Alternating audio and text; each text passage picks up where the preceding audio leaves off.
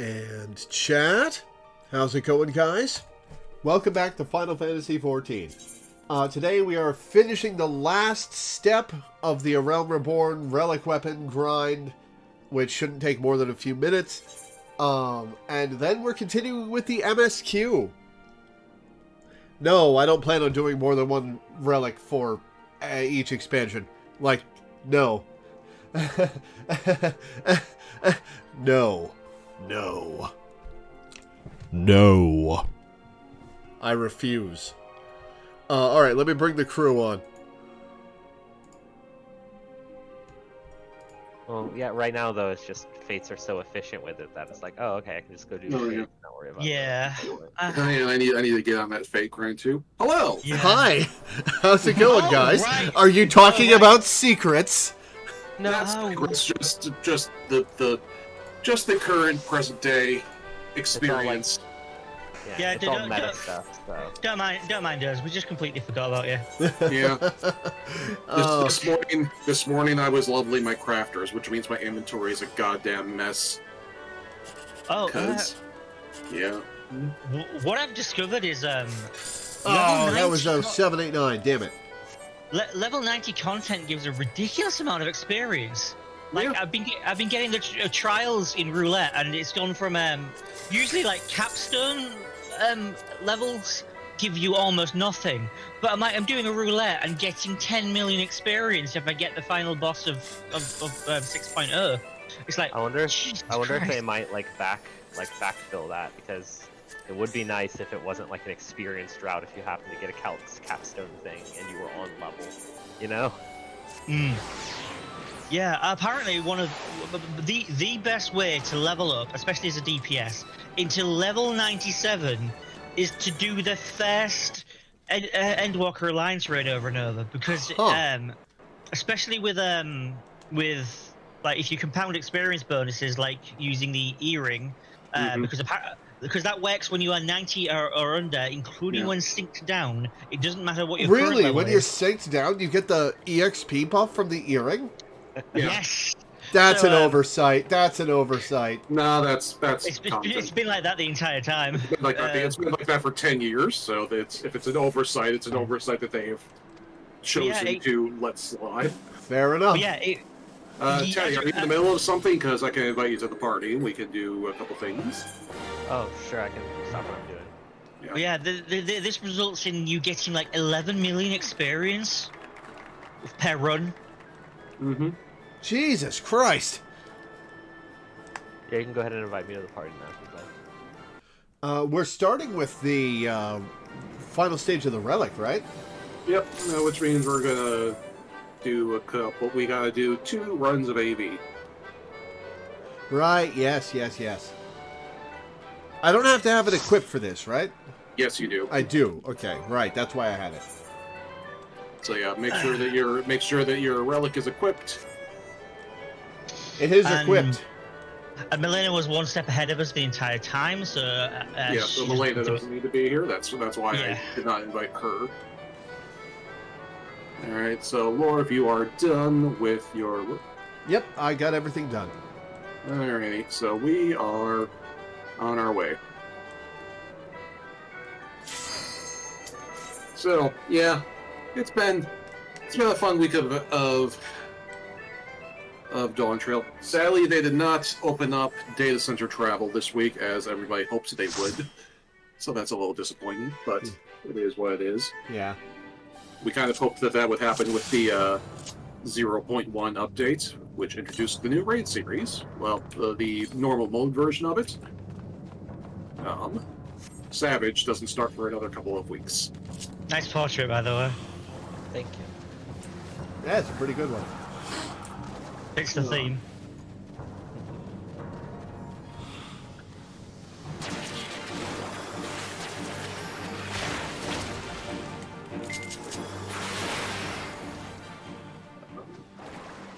Yeah, the other fun thing was last night I got to DM for one of my DM groups for the first time. Nice. It's like normally I'm just a player in that group, but I got to do a Steven Universe one shot with them.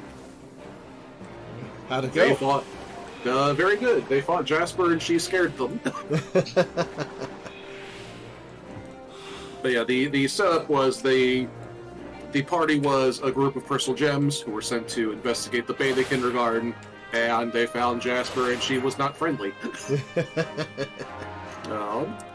I think I told you to this. I talked about this off stream, but when I was making Jasper's stat block, I started with a Tarrasque and toned it down a little bit because. Well, and like that sounds like me trying to torment my players, but like honestly, the Tarrasque, as scary as its reputation is really just like a big slab of hit points with a lot of strong attacks. And Jasper is kind of just, if you've seen the show, you know she's kind of just a slab of hit points with a lot of strong attacks. And the Tarrasque revival mechanic also kind of fits a crystal gem, so. It does, yeah. Yeah, the fight was right about as difficult as I wanted it to be. None of the characters died, although one of the players did literally get down to 1 hit point at one point. It's like the fight was a little scary at the start because in the first round nobody could land a hit on Jasper, so I was like, oh no, did I fuck up and make her too strong? Because if they can't hit her, like she had 22 AC, which is a lot. But you know, it fit. And like nobody was landing a hit her in her first round, and I was like, oh, did I fuck this up? Did I overclock this a little bit? Is this just going to be a raffle stomp? But then like after that, they started landing hits and it was all fine. Nice. Hi, Ox. Hello. Hello. Saw you in game a minute ago. Yeah, we were just chatting.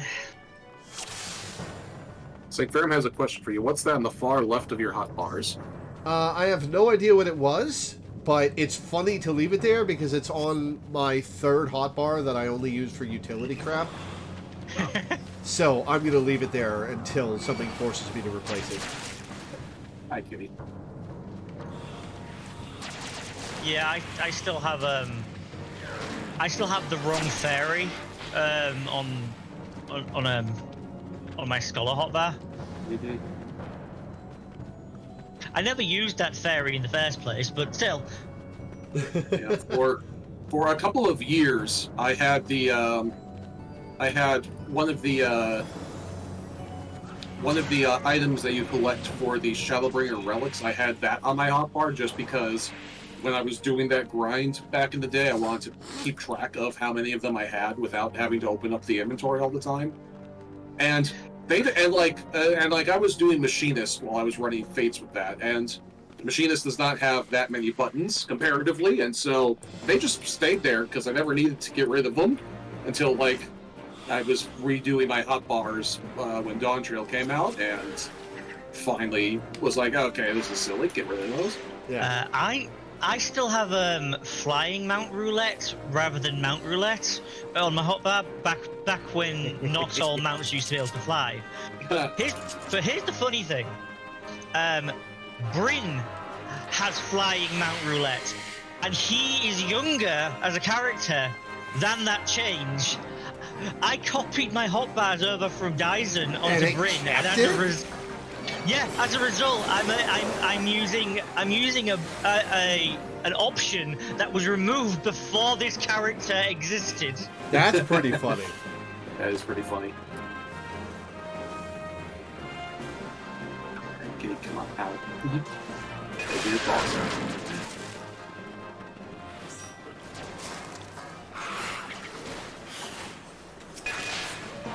Alright, and that... Zodiac weapon complete! Awakened the Mahatma of the fish. So now we need to teleport to Swift Perch. You know what that means? Fish. Fish. Fish. Sorry, Kaya uses that soundbite a lot.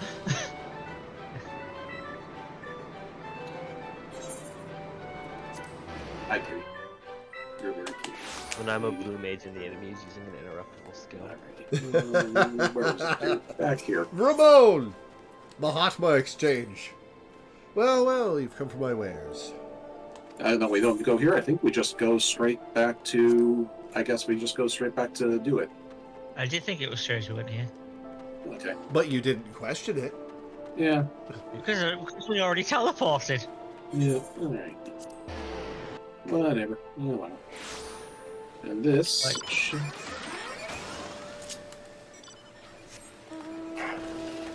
I do like the way mounts tilt now that we're in Dolan Trail. Yeah, it's... I especially like the really prominent ones. Yeah. Like, the Gabriel especially is my favorite, because... Because it's literally an airplane, and now it actually looks right when you do it. The 7.5 million gil mount from... Oh, yeah. That tilts massively. Okay, and now I think we talked to... Gerald, Zodiac Weapon Awakening? Is this the thing? Yes. Okay, Yeah. You're going to talk to Jalzane and do Zodiac Weapon Awakening. With Make it sure it's unequipped, unequipped. right? Yeah, you'll have to unequip it.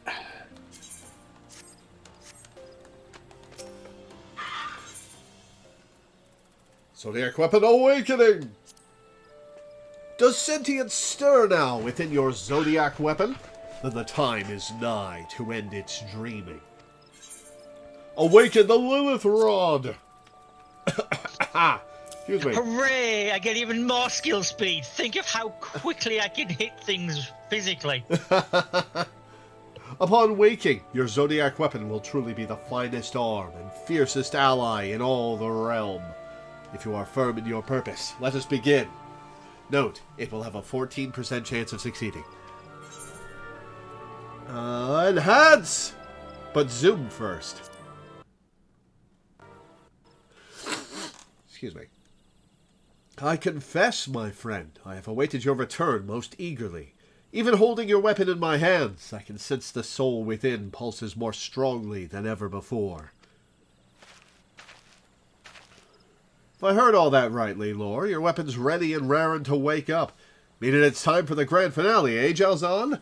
Yes! Finally! We're about to be done! Did we...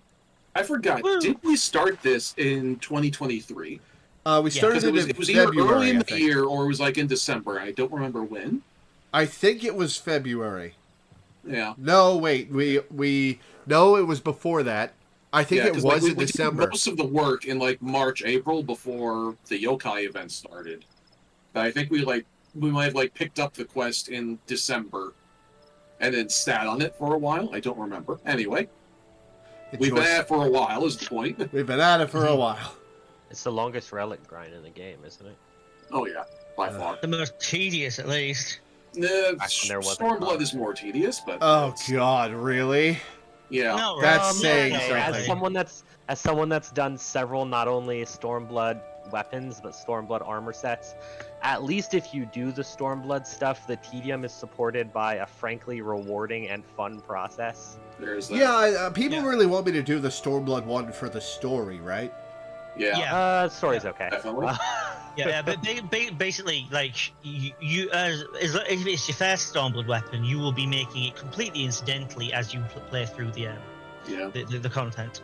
Yeah, the reason why I say that the Stormblood is grindier is that, you know, with this, we've been doing, like, a variety of things. It's like, do a fate grind, do a dungeon grind, do do some crafting, yada, yada, yada. With Stormblood, it's the same activity the entire way through.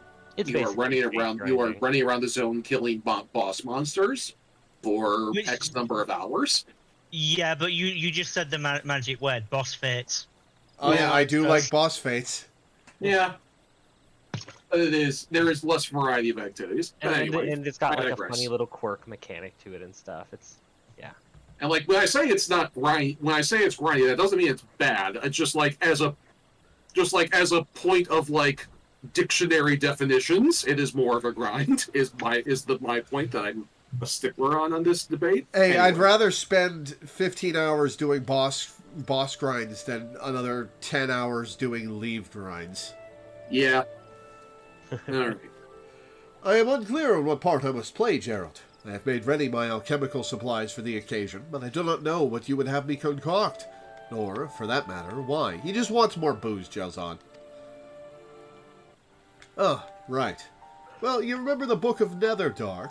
Though there's precious few would have ever heard of it, 'tis a fact that its pages hold the last truth of the Zodiac weapons. Truth? What do you mean? In ages past, terrible demons, known by the name Zodiac, would appear in our world. But when they did, a hero wielding a shining weapon would arise to strike the fiends down. Do you know that particular tale? Yes, I've met him.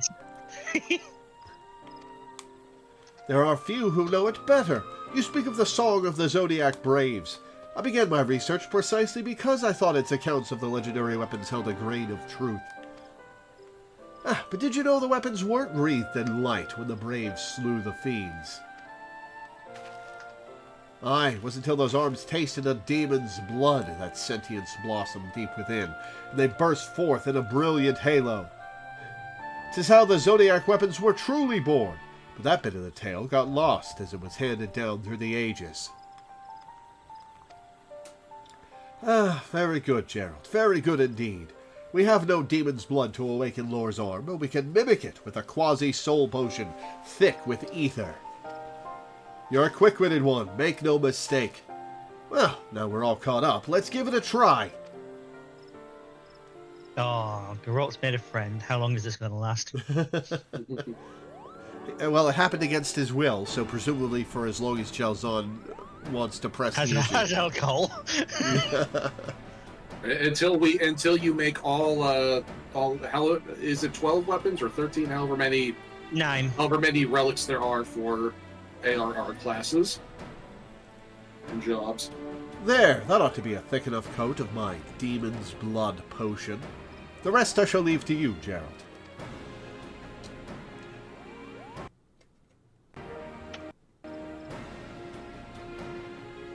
Seeing as there ain't any more demons of the Zodiac around to fight, I'll just have to mimic that battle with the flames of me forge and the pounding of me hammer.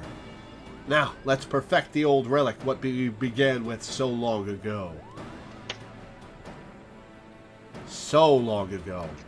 So long ago.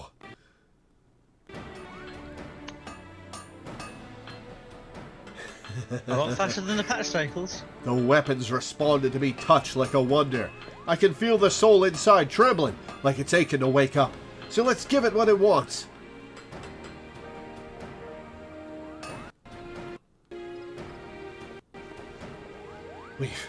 We've done it. Recreated a legendary arm exactly as it was, sense of self and all. Ye gods, come Lore, take up your weapon. Take a cool pose that you can take a screenshot in or something.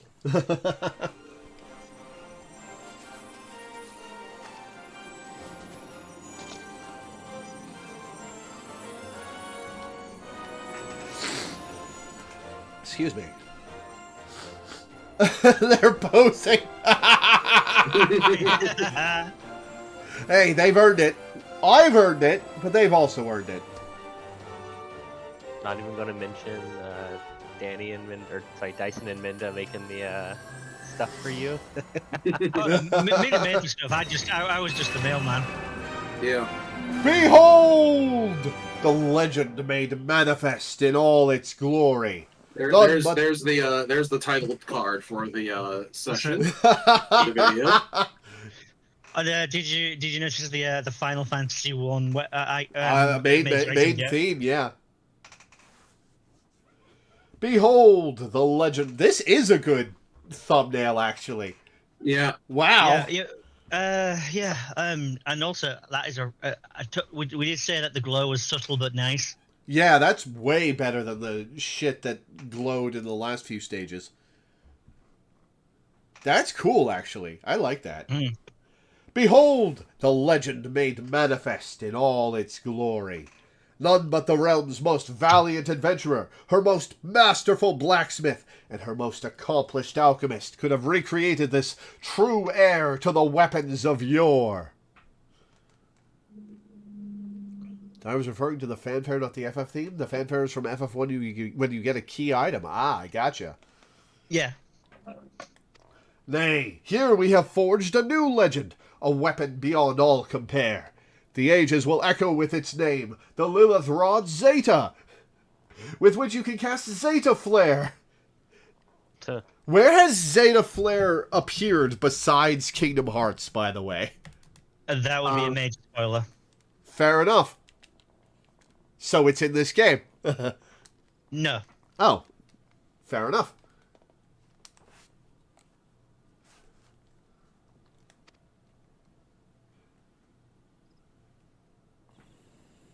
Well, So, The letter Z.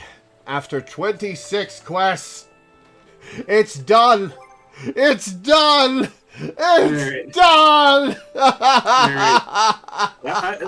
Let's glam that thing on. Yeah, let's. I'm gonna put that on right now. Yeah. All right, let's. wait.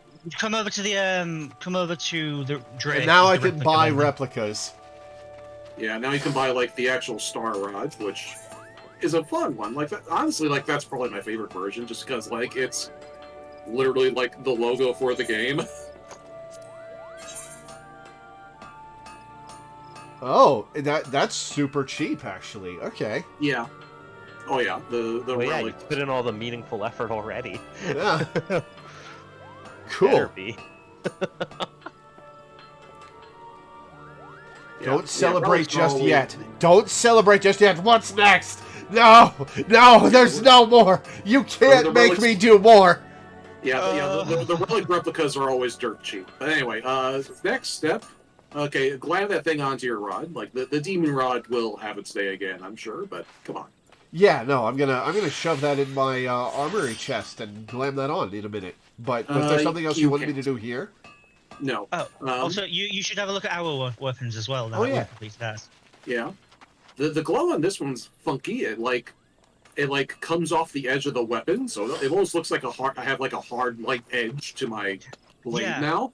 Yeah, yours looks like a weapon from Fantasy Star Online. Yours is not glowing on my screen. He doesn't have it drawn. Yeah, I mean, did you want to draw your weapon? I'm holding it. I don't know what you're talking. No, you're not. Weird, but okay. Okay, maybe. There okay, we go. now Oh, you see that's it. rad! Oh, look at that! That's cool! Yeah, like I said, it looks like something out of Fantasy Star Online. That's rad! Bad news. Relic weapons cannot go in the clamor chest, so you're just gonna have to stick that in the hole Can't they go somewhere. in the Yeah. armory chest? That's why you get the replicas. Yeah. Replicas can't go in the armory in the glamour chest though. It's an annoying thing, but it is what it is. Why? Oh, no. Right. Replicas can go in there in the glamour dresser. Yeah, But, yeah. You got to buy a replica to put in the glamour dresser. Yeah, your actual thing is it's just gonna have to sit somewhere, like on a retainer or something. Yeah, the reason why they can't convert a relic weapon into like just a generic object like that is because of the customizable stats. If it were to do that, it would basically erase all of your customization. That makes sense, actually. All right. You Anyway, can do a you've got thing with your the actual Zeta for the Heavensward Relic quests. Oh, let me put this on so I can see it in all its glory. Yeah, Oh, yeah, don't spoil the thing, people. We're doing. Yeah, we will not be doing That's that. rad! Yeah. Also, That's rad! the three weapons we picked are actually really good looking together as well. Yeah. Yeah, we do. We got like a red, purple, and gold thing going on.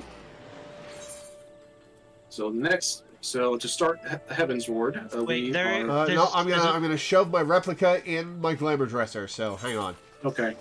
Wait, there is another quest we need to do regarding Is there? this. Is there? Yeah. Is there? Yes. No! Let me just double check. What is it? I have no idea what you're talking about. Let me find the quest line. Is it the one for the kettle weapon? Because Lore's not even a lovely monk. No, but like it's got a storyline to it and it's fun. Jalzan has a blue quest marker above his head when I've got this on. Yeah. Is that the what you're talking about? I believe it probably is. Let me see. But yeah, if it is something... Yeah, the vital title. Oh no, what is it? What is it? Something seems to be giving Jalzon I pause. don't know, like, this is Dai's thing. I am not signing, I am not co-signing whatever the fuck this is. What is it, Dai? It's the epilogue to the story we've just done. Okay. Okay, fair enough. Alright, let's finish it out. The vital title.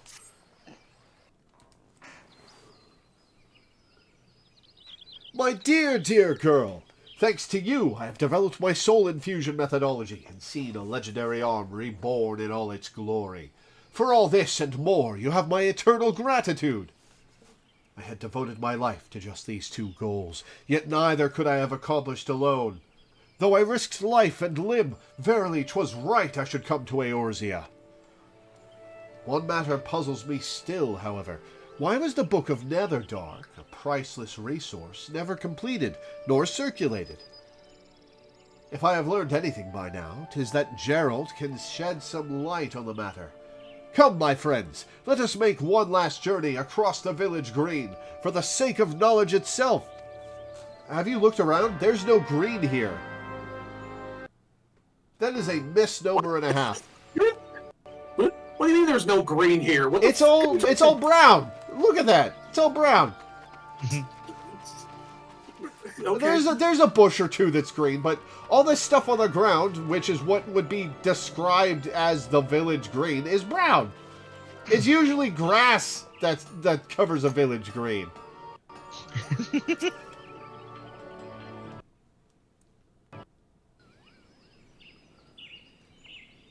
Might be as I had one too many last night, but aren't we done with the Zodiac weapons? Yeah, that's what I thought. Why is it you keep hounding me like a pair of bloody debt collectors? We have merely come with a question about the Book of Netherdark, Gerald. Where did you lay hands upon this unfinished tome, pray tell? Well, he's secretly centuries old, and he wrote it. Huh? Well, Rowena's place, of course. I came across it while I was picking up the rest of the Trials of the Braves. Rowena said she'd only sell the tome to a collector who wouldn't pay a king's ransom for it. Till I threatened to wed her again, that is. Again? Again? Excuse me? Wait, is the again to the wedding, or is the again to the threat? That is important information, Gerald. Answer. I think it's I think it's the full wedding. Like, yeah. Knowing these two, I think it's yeah. Well, you can bet she handed it over in a hurry after that. Is that so? At any rate, oh my god, after the big graphical update, this is just a box. It's just a low-res box. It's not rounded at all. It's just rectangles and... Oh my god. It literally is, yeah. This is the lowest res book I've seen in years. There's not even like any kind of shape to the spine or anything. It is just like It's a just perfect, a box. It's a perfect quadrangle. Yeah. Any road, there's prints aplenty of the Trials, but I've heard nothing about another copy of the Book of Netherdark. Like as not, that's why you never saw it in Rodzot Hod. See, the Trials is a load of scattered tales about the ancient heroes gathered and bound up in a book. 'Tis admired as a work of fancy, just as much as an account of the ancients. But this Book of Netherdark, well, it's just raw facts. Seems like it were added to the set after everything else, and you can tell that no editor's pen ever touched it. 'Tis really just a treatise on the Zodiac Braves. So we owe our gratitude to a scholar. Was there aught by which to identify the author? I would remember him, and so learn by his example. That shrug is not promising. Hells, Jocelyn, I don't... Well, now that you mention it, there is a name written here. Looks like Ulthalam. Ulthalam, you say? He was the father of my line, an artisan famed for his pursuit of knowledge. Oh, man, that's a cool way to bring it home. Well, I'll be thrice damned. If the man's your ancestor, it might be as you'd like to hear what I found scrawled at the back of the book. Just a moment. After years of careful study, I come to realize that I, Ulthalam, cannot recreate an arm of the Zodiac Braves, for I do not have a powerful bunny girl to do the legwork for me. I record mine own findings here, that men with like ambition may follow in my footsteps. And apparently no one has a powerful bunny boy. They probably don't exist after all. Yeah, we just got to that scene and Bryn just faded away. Just that meme of the guy throwing up the peace sign and fading from existence. Bryn's just lost imaginary friend. To the one who succeeds in bringing forth a weapon of the ancient heroes, I leave my eternal admiration and the title of Star Forger, one of my favorite weapons in Path of Exile, Bringer of Radiance. Gods be good! Though I knew it not, I have dreamed the same dream as my forefather. Everything, from my encounter with tales of the Braves to my choice of studies, must have been written in the stars. In sooth, 'twas right that I journeyed countless mulms and weathered stormy seas to come to Eorzea. Hearken to me, spirit of Ulthalam. Rest well, knowing that I, Jalzahn, accept the title of Star Forger from you. Oi, hold on for one sodden second. One sec.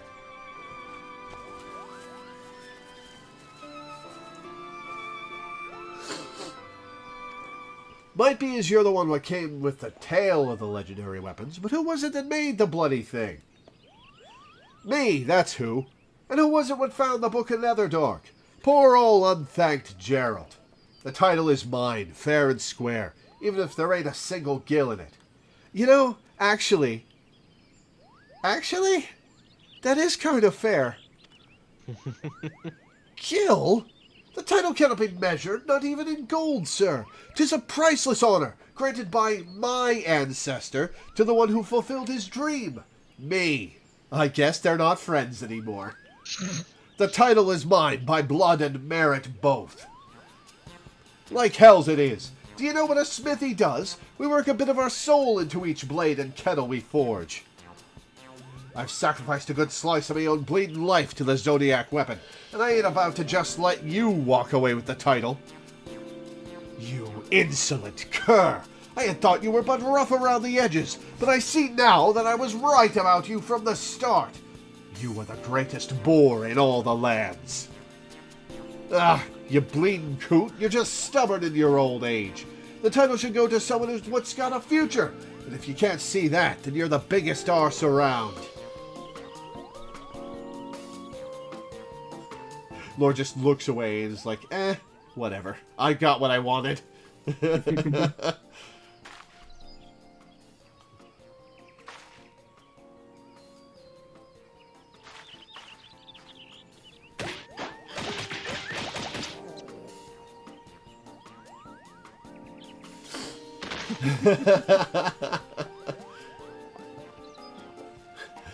Lord really is like, whatever. I got what I wanted. Cross counter. And I'm just gonna walk away. You guys have fun with that. Speaking of titles, you did, if you check your achievements, you did get a title for completing the Relic.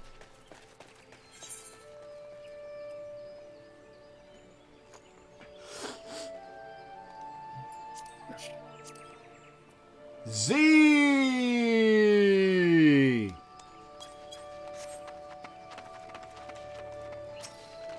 Whew! That encounter has quite sapped my strength.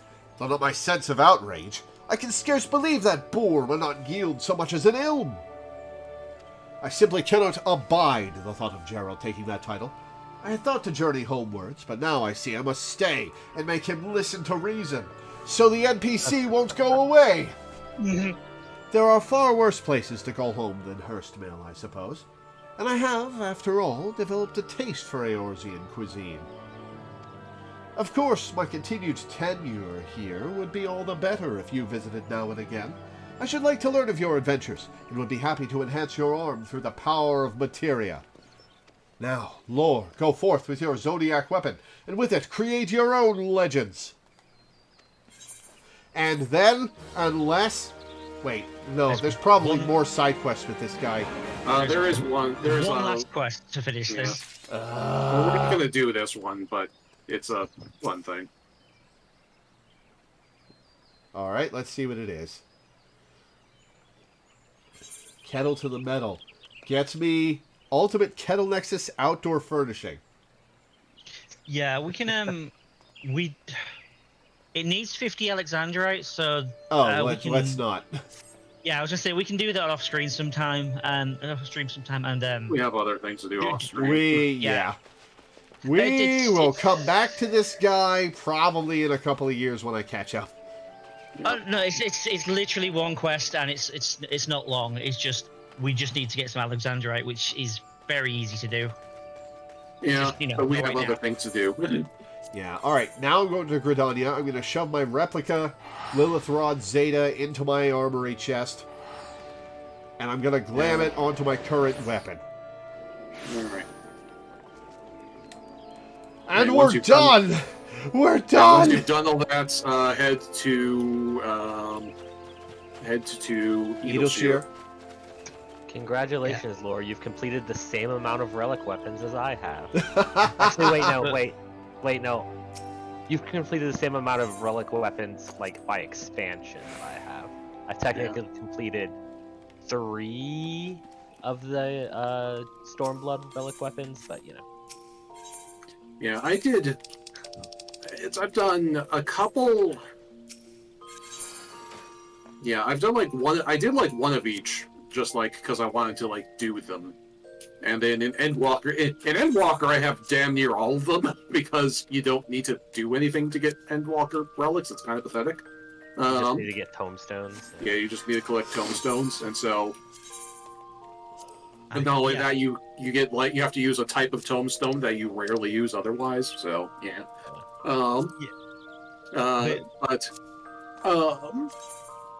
Anyway, but like I did one of each, and then like I've gotten like a couple different Heaven's Ward ones just because they look cool and I like them.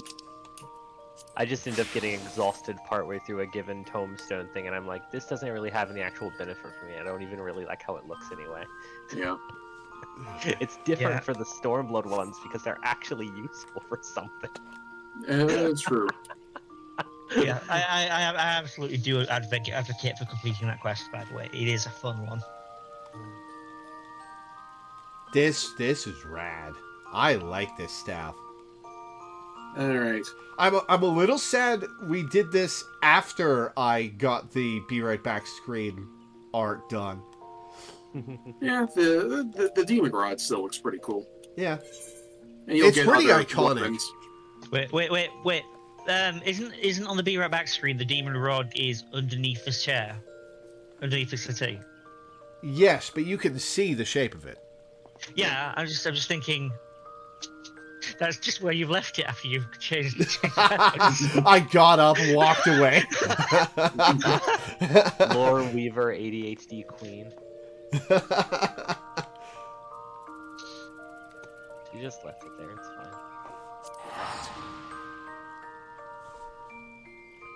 fine. Eagleshear. There we go. Okay. Alright. And we are talking to Rowena. Right, she's here as well as in Mordona. Where is she here? Lead the way, Ty. Come by me. Ah, I see you on the mini-map.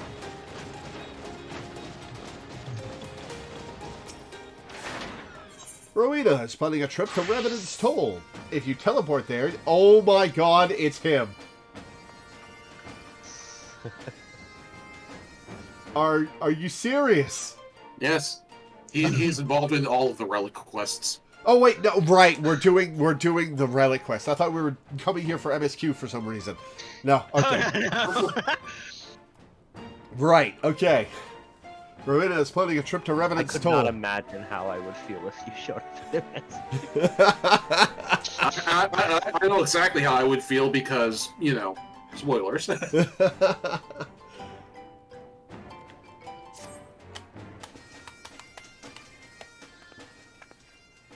morning to you, Lore. Something on your mind? I've been called back to Revenant's Toll to take care of a new shipment of wares. But if you've matters of money that require my attention... hold that thought. It seems I have visitors. Some more welcome than others. Oh, did we tell you that every single patch she appears in, her outfit changes? You have not told me that. Yeah. This has been ever since her first appearance in Revenant's Toll. Even like in locations where she's stood as an NPC, like in Revenant's Toll. As long as that patch is as long as that expansion is relevant, her outfit changes by patch. Oh, like they go back and change her outfit in Revenant's Toll to update to a new outfit? They did in A Realm Reborn, and then they did for Heaven's Ward. They did it for here as well. And even now, if she appears in a cutscene, she'll still be in a different outfit. She always has a different outfit. Yeah. Cool. Just a bit of a fashionista, I suppose. Pardon the intrusion, Mistress Rowena. And she always has a flower in her hair, which is why I almost didn't recognize her when she showed up in Northern Shroud just now. I didn't recognize her at all because it's been a long time since I've seen her up close, and I definitely didn't see her in high definition before. Yeah, but yeah, that was Rowena. She just like stopped by to check in. I was like, wait, is that Rowena? She's not wearing the flower. I guess it's Rowena, but she doesn't have a flower. That's weird. Pardon the intrusion, Mistress Rowena. I realized I was here only a few days ago, but I really must speak with you about... Good, you're still here. We need to talk about that promissory note. Now, I know what you're thinking. That stinking sack of Gubu shite ain't got me God's damned money.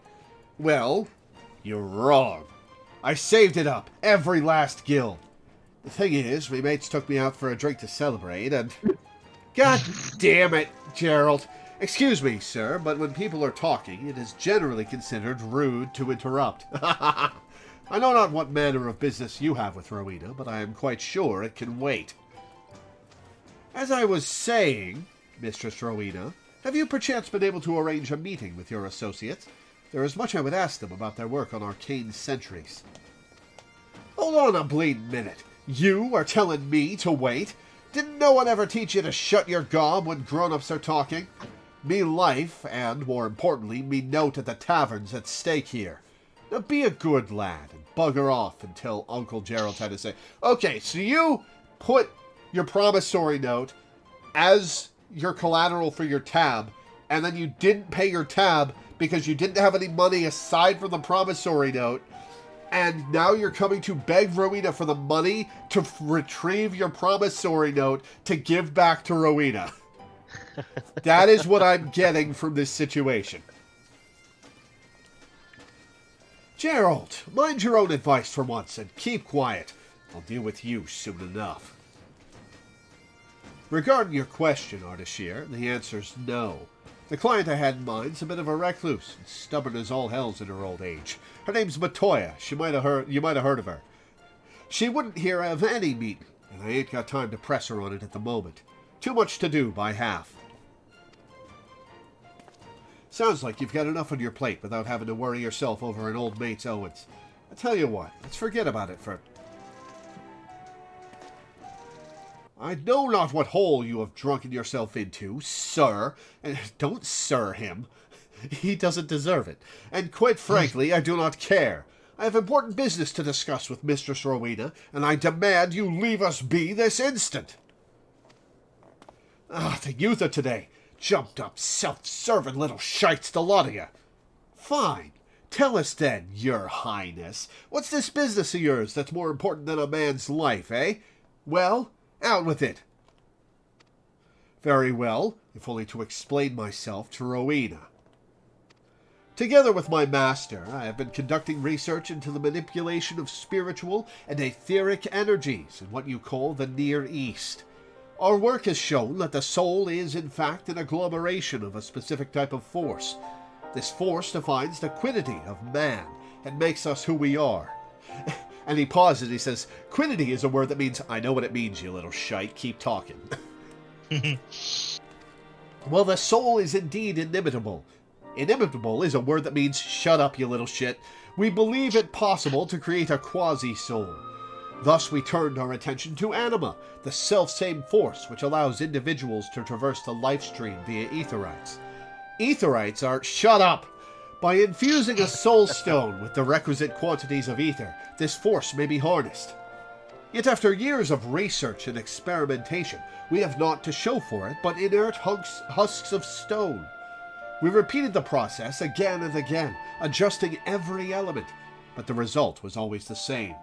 At length, my master declared the project a failure and turned his thoughts to other matters.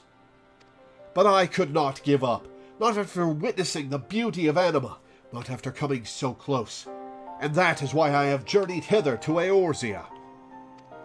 I am certain that with the Sharlayan's knowledge of arcane sentries, I can complete my project. I am also certain that the resultant souls will be worth more to mankind than the ale-soaked dish clout that passes for yours.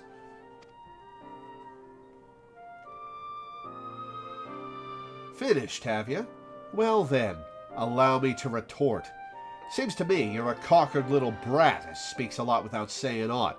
You talk like a man of learning, when 'tis plain you're just a boy what's never had a thought of his own, and couldn't, even if he tried. Not that she ever would, of course. And why? Because the youth of today can't be bothered to do an ounce of honest work for themselves. No sense of duty. Things get rough and you run for help, leaving a trail of piss in your wake. Oh no, he's a boomer. Ugh. He's also describing what he's doing right now with Relic. This is true. Do you reckon Oh no, he's a boomer. Do you reckon them scholarly folks from Sharlayan asked for the answer whenever they got stuck? Not bloody likely, because they used their bloody brains. Tain't even that hard. If I saw these soul things burning out too quick, I'd think about sealing them inside something strong, like a weapon, maybe, to keep all that life from escaping. It'd cost them a bit of freedom, aye, but it'd keep them around for a damn sight longer than you managed. What's more, if the bloody things really are alive, like you say, you'd end up with a weapon what could think for itself, which could be bloody lethal in the right hands. What do you say to that, you preening little shite? An animal weapon? That is absolute genius. A means not only to preserve created anima, but to employ it. Ruin is like, oh no. Into more work. Anno weapons, eh? Aye, that'll sell. Of course. I turn to Rowena, I shake my head, I turn around and I walk away from the three of them. Quite an interesting proposition, Gerald. One that could be quite lucrative. Why not help poor Ardashir with his work and see what you can make of it? Help that spineless streak of piss? You're joking, ain't you? Why in the seven hells would I play nursemaid to a watery-eyed brat like him? I was just spouting shite. I didn't really mean none of it. Is that right? Pity. Sounded like something we could have made a good bit of coin out of. Enough to make me forget your debts, like as not. Your debts that I won't be forgetting otherwise. Changed your mind? Good.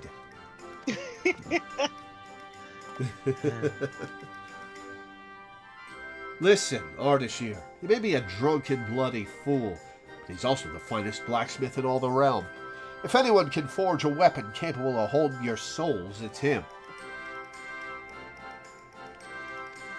And our adventuring friend here, my dear sweet Lore, is a well-known hero around these parts. I'm sure she'd love nothing more than to try out your new weapon when it's finished. Ain't that right? I raise both of my hands, I flip up my middle fingers, and I moonwalk away from her. Just think of it. You'd be the first in all of Eorzea to wield one of these animal weapons. Which ain't a bad name now that I think of it. Animal weapon. Aye, that'll do. Yeah, I don't want any part of it. Now don't be so hasty, Lore. This here is fate. What else could have brought the three of you to me at that self-same time, eh? Okay, that little animation like, oh no, I don't want any part of this. That head shake and shock was put there specifically because people complained about how grindy the first Relic weapon was, wasn't it? It's a joke they lead into it. Honestly, like even before that, they've always leaned into this joke that like Marina is just like the true villain of this game. Now, don't be so hasty, Lore. This here is fate. What else could have brought the three of you to me at this self-same time, eh? And don't go telling me the thought of a weapon that learns and adapts to combat don't interest you, because we both know it does.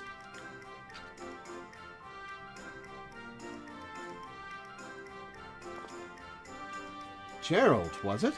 Pray forgive me my rudeness earlier. If you truly are the smith she claims, I would be honored to have your assistance. And you, Lore, I gather you are the perfect candidate to test the weapon once it's complete.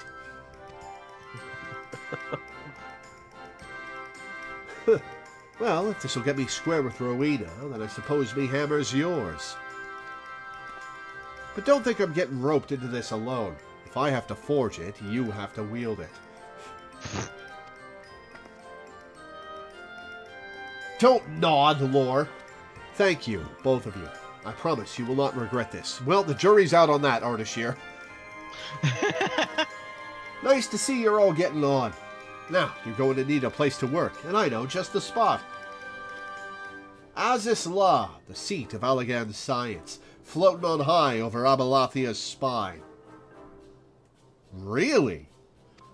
Not that the equipment up there will be any use to you, mind. Only the 12 know how that stuff works. Still, it'll keep prying eyes away until the weapon's ready. I'll arrange for an airship to take you within the day.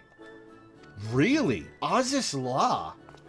The fabled Azis La? They gotta use the zone for something. Yeah, fair enough. I look forward to seeing you there, Lore.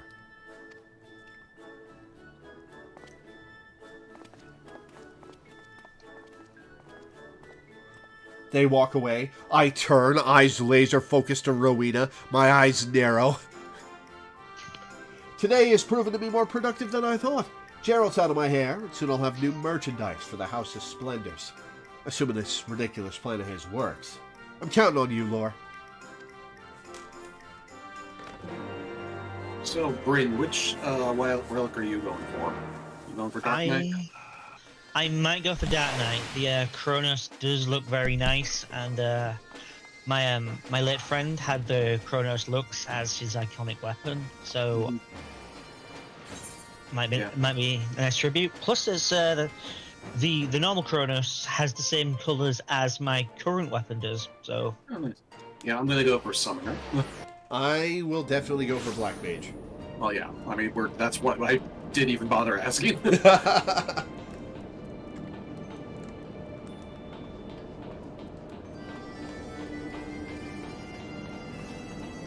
I already made the Dark Knight one for Eureka, so for that I might make the Red Mage one?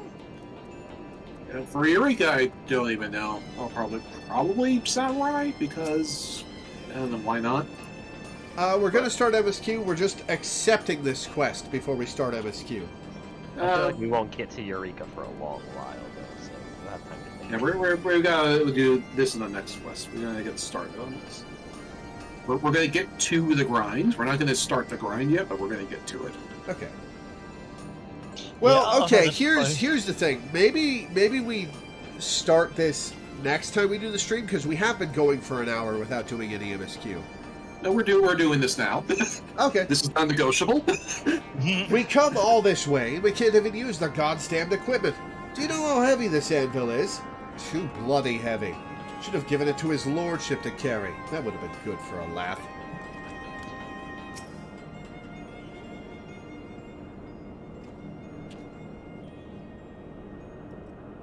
Homeworld, Dark Knight, and Pally are probably the best relics ever.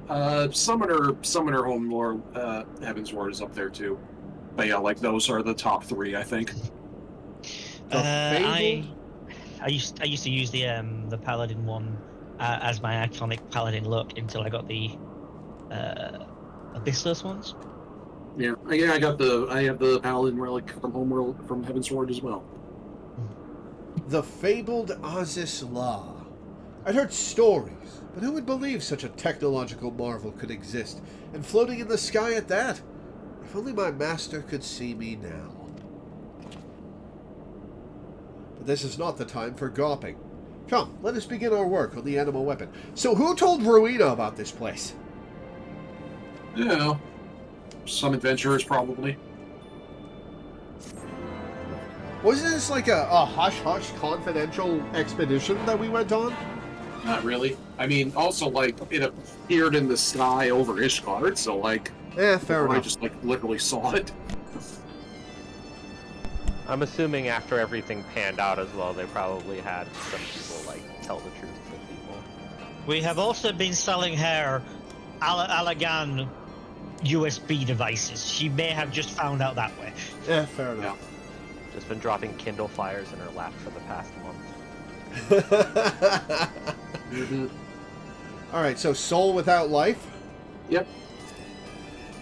Please note that upon completing the quest Soul Without Life, you will receive an animal weapon for a black mage.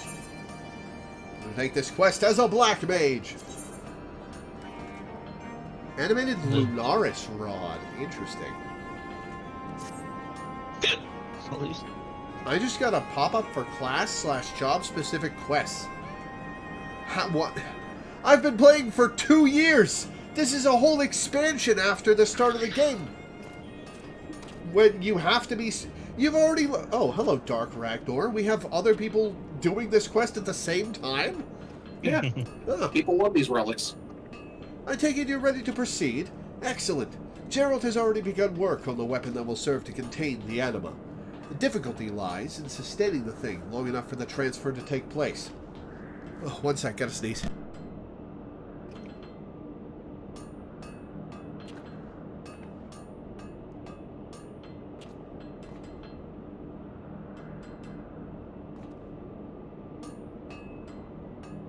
Yeah, I often see people around here. Yeah, I don't think I've ever been alone in this zone when I've come here to do a relic weapon.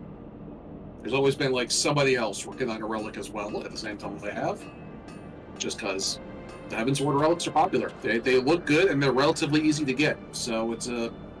They're probably the most popular relics for people to get, just like, you know, Yeah. in general. You ever sneeze so hard your arms hurt? Ow. Yeah. Oh god, this hurts.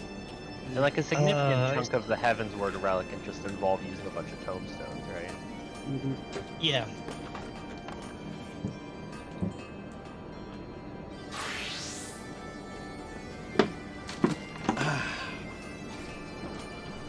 But with the appropriate stabilizing materials, I believe it should be possible, provided we act quickly. I have brought several soul stones with me, so you needn't worry about that. I shall see that one is fitted to your weapon. The only needful things I do not currently possess are crystals capable of handling the quantities of ether required for our work. To be specific, we will need astral and umbral nodules. Would that we were working in Radzat-Han. I know of a merchant there who sold them. Costly though they were, I was never wanting for supplies. Perhaps Mistress Rowena would know of someone willing to trade. Might you be willing to speak with her on my behalf? Couldn't you have asked her this yourself when you were talking to her a minute ago? No doubt whoever she refers you to will not part with them readily, but I trust you will be able to come to some manner of arrangement. In the meantime, Geralt and I will finish preparations for the Nanamo weapon. Safe travels, friend.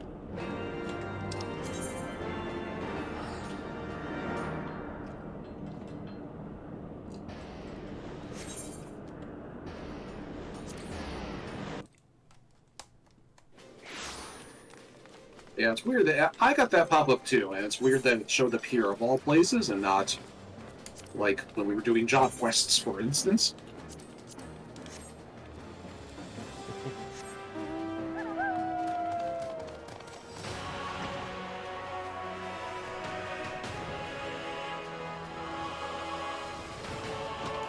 Why do you throw things away? Listen, it was junk from a low-level dungeon that entered my inventory against my will.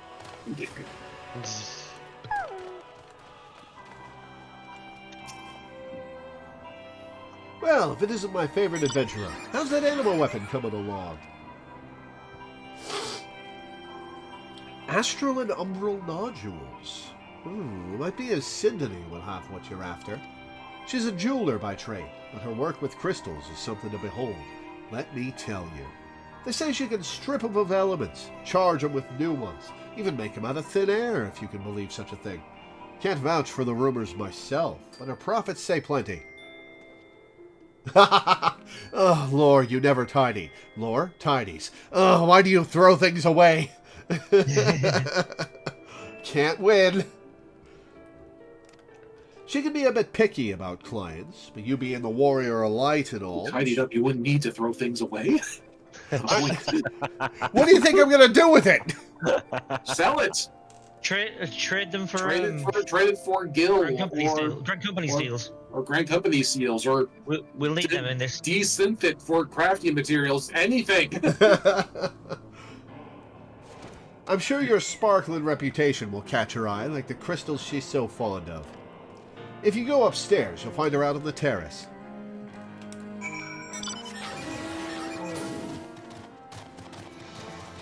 Could go upstairs, or we could fly.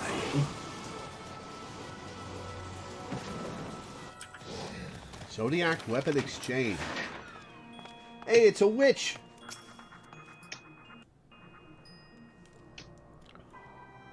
Ah, the Warrior of Light.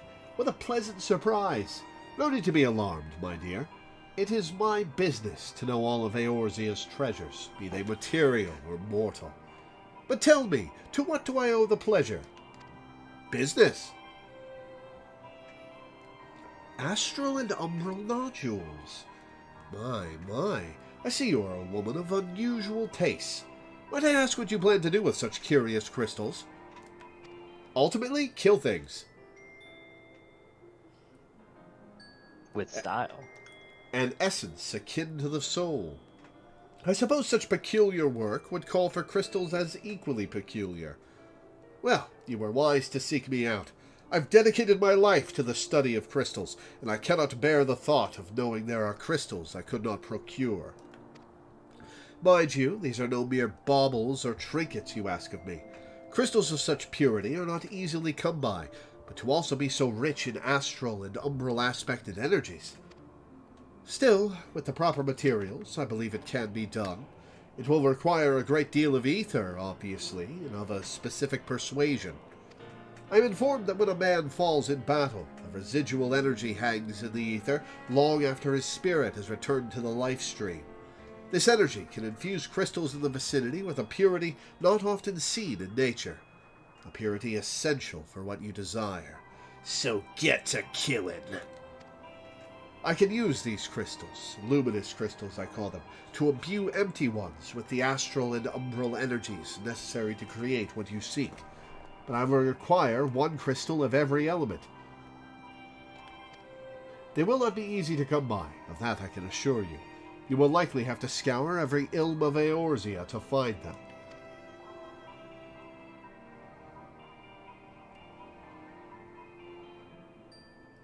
However, there may be one other way to acquire the ether we need.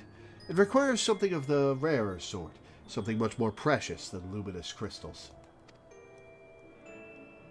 Go on.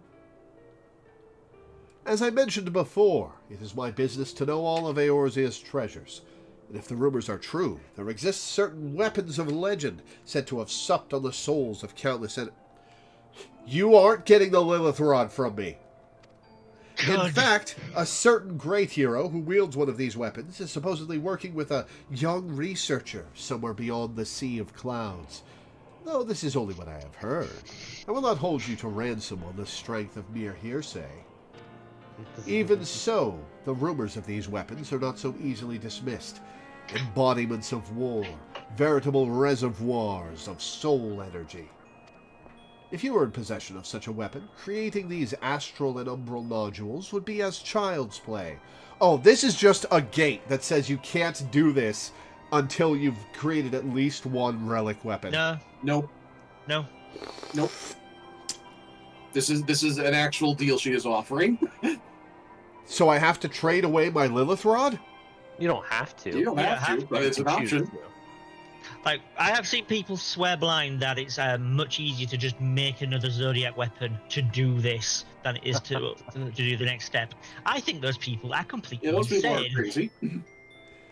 Or you could simply collect the requisite luminous crystals. I will assist you all the same. I leave the choice in your famously capable hands. Yeah. So you have to give her a proper relic weapon. You can't give her a replica. Yes. To be fair, the proper relic weapons are already outgeared. Well, true. Zodiac So for a weapons lot say of people, they're like, I don't really need the bragging of the proper relic weapon because I can get the replica, which means I Yeah. get it. So Yeah, that's the funny thing is that, like, on the one hand, it's not actually a bad deal because, like, you know, I mean, you can use the replica works exactly the same way. The replica can go in an armory chest or the glamour dresser, which makes it actually kind of more useful than the relic itself. But on the other hand, fuck off. We just spent 6 months making this damn thing. Yeah, not giving I'm this keeping this shit. This is never leaving my inventory. Yeah. I will do the grind. Oh god, You I know? just signed up for a grind. I'm living my best life. I've only done the Stormblood one.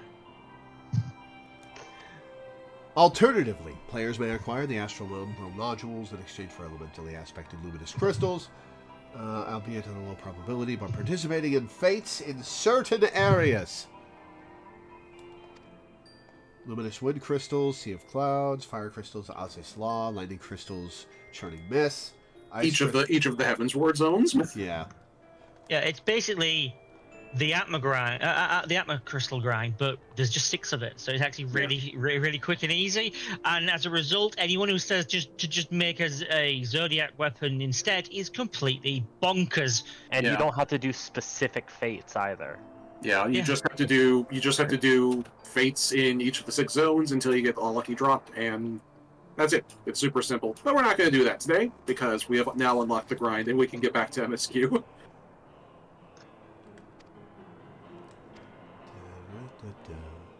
So what are the odds per fate? I don't know, like 50. It's like it's not they're not terribly low. Yeah, I Like, am. lucky, like I've gotten lucky and taken like 15 minutes per zone sometimes. Yeah, on my main, I accidentally ended up with one of the crystals, about 16 of it. Which is great because it means that if you want to do another one in the future. Yeah. I've already nearly made 4 completely. That's part of why I ended up doing so many of the Stormblood weapons. It's because it's like, well, I have all the extras from doing other fun stuff in the zone, so... Alright, the Butcher's Blood.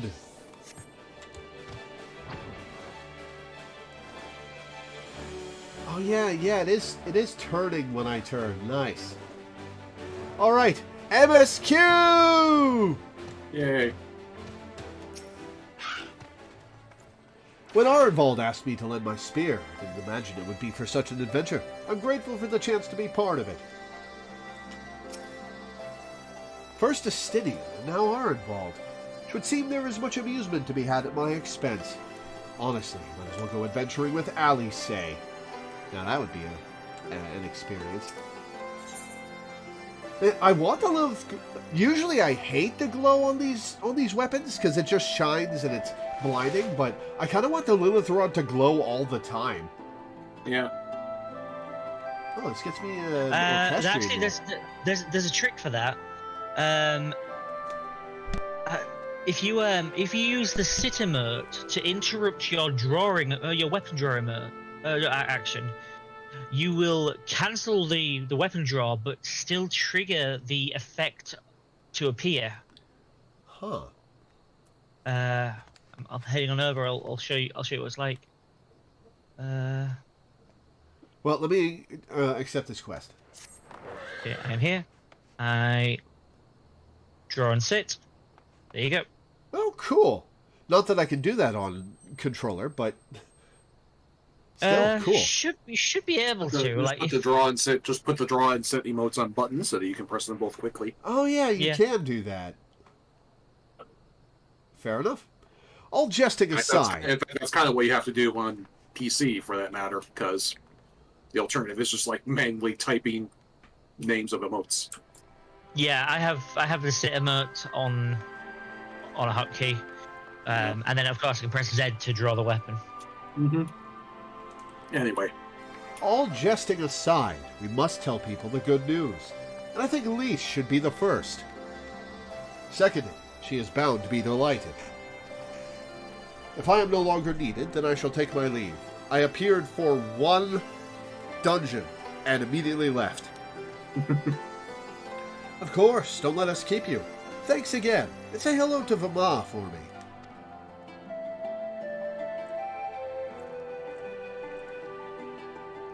Now then, there is to be a meeting of representatives from across Alamigo, so Lisa's sure to be in the city. Shall we seek her out?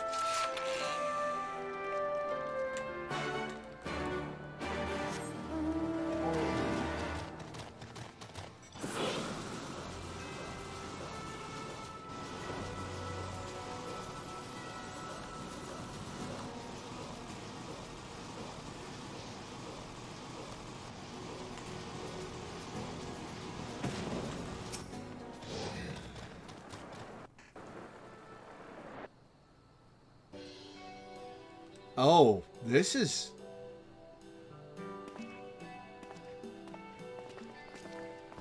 It says, I don't even know if Jamolda was here before duty support. She was not. She definitely was not. Yeah, they added her in for duty support. She does not appear before the quest there. She appears after the quest, and they added her character model in, a couple interactable lines, and like 2 lines into the conversation, and then she leaves. Yep. History revisionism. Shaking my head. Oh, you 3 look pleased with yourselves. What have you been up to? I'm glad you asked, Lise, and I'm pretty sure you're going to like the answer.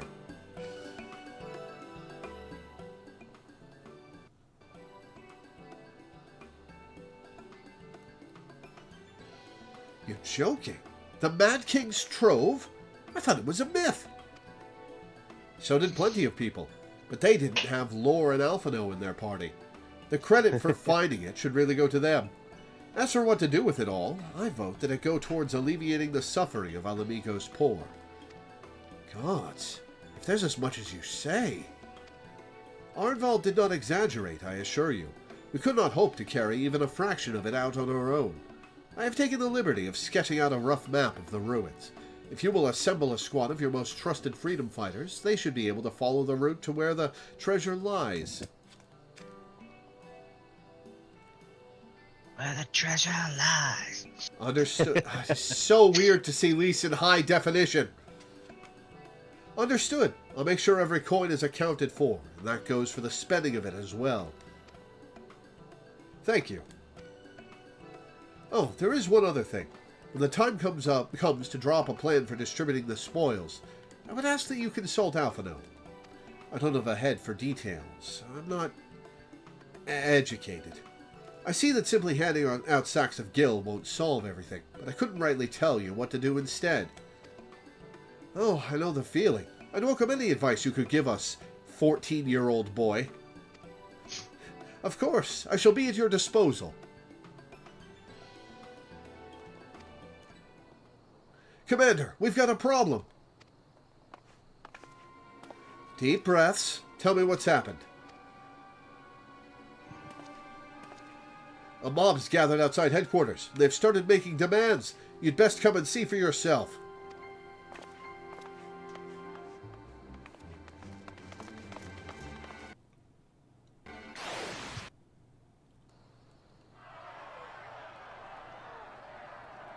Some mob. There's 1, 2, 3. Back, There's like you. 10 people. Like Voice acting. we will. We know who you've got in there. We're not leaving till you hand her over! Oh, they looking for $4. Bring her out. Bring her out.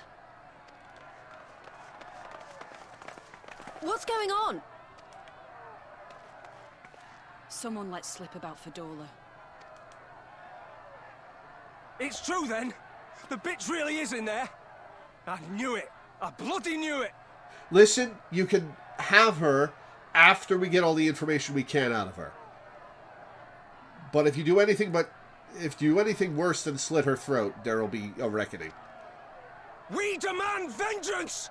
Bring her out! Today we That butcher sounds the like more than just butcher! slitting the throat. Yep. Come on, you don't mean that! We'd be no better than the Imperials if you'd all just calm down! Calm down! That monster and her thrice damned skulls dragged my man from our home and beat him to death in the street! Aye! And my dad! That bitch has spilt enough blood to fill a lock! We all know her crimes. She's a traitor and a murderer. How many of your resistance friends have died at her hands, eh? And here you are, protecting her! So that's what all the fuss is about.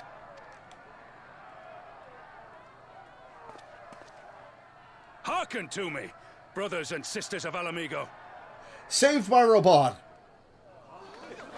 Hey, who's this? That's the Bull of Alamigo.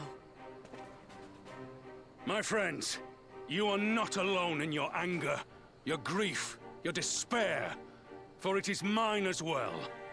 That gnawing pain in your breast, it is enough to bring an old bull to his knees. But I ask you, brothers and sisters, to think not only of the family and friends who were cut down before your very eyes, but to think also of the ones who were abducted, the ones who may yet live. Where were they taken? What became of them? These questions demand answers. I share your thirst for justice, for vengeance, but we will gain only fleeting satisfaction if we give in to our base appetites. We will never know the truth. Now is the time that we, the people of Alamigo, must decide what manner of nation we will build for ourselves, and for generations yet unborn. When they look to our example, will they see a people who held fast to their principles, or one who cast them aside when tried? I say to you, it is our responsibility to give these prisoners a fair trial, that they might answer to all of Alamigo. The Garleans called us savages, and I'll be damned if we prove them right.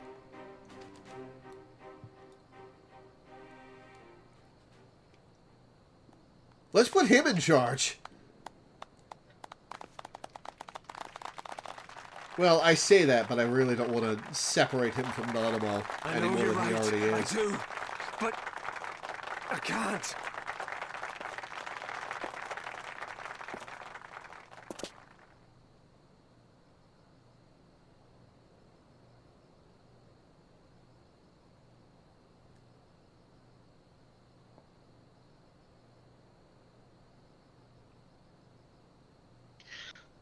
Roban just walks up, gently slaps him and goes, "None of that."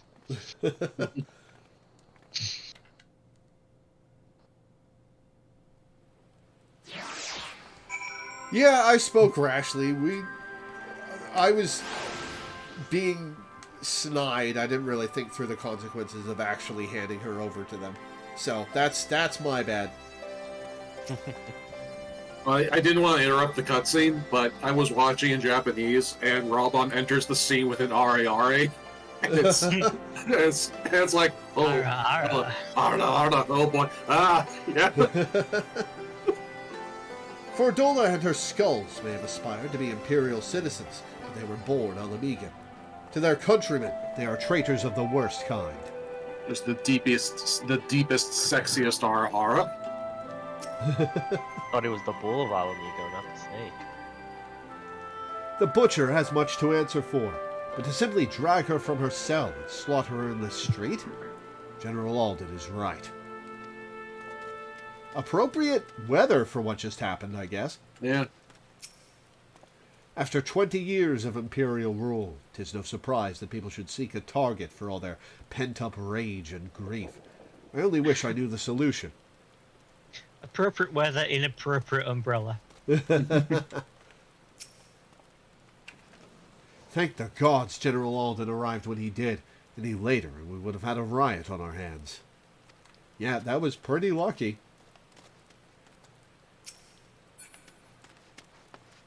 Who's that person that just vanished? I'm backing away so I can see the person. There you are. Oh, it's Milena. Milena's not in the party, so as soon as I get close to Lise, she evaporates. You could probably turn that feature off, because we're not doing, modern content. Yeah, Milena or Milent?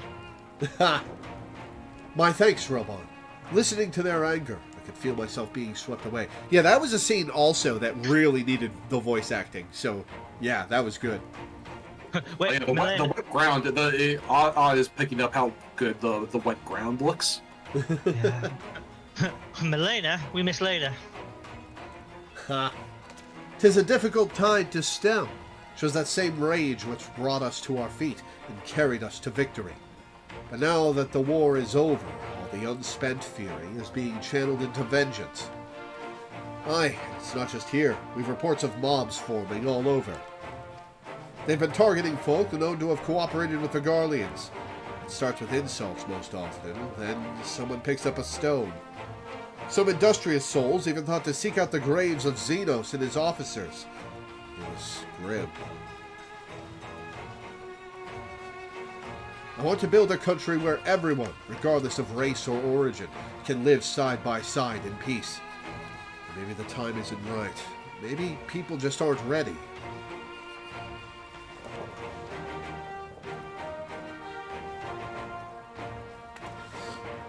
But that doesn't mean I'm not going to try. The representatives will be here soon. I'll be damned if I'm going to give up before I've even begun. Who are these representatives exactly? Oh yeah, the light on the wet cobblestones is so much better than it would. Would that have even shown up pre-Dawn Trail? I don't think so. No, I don't think so. Damn, nice. Who are these representatives exactly? Oh, village elders, refugee leaders, and the like. It wouldn't be right for us to dictate the nation's future on our own, so we've planned a summit of sorts. We've even invited the Ananta and the Kikirn to participate. Please send a Freya. Please send a Freya. Alamigo stands at a crossroads, and this meeting will decide which path it takes. The matter of Fordola's sentence cannot be suffered to disrupt proceedings.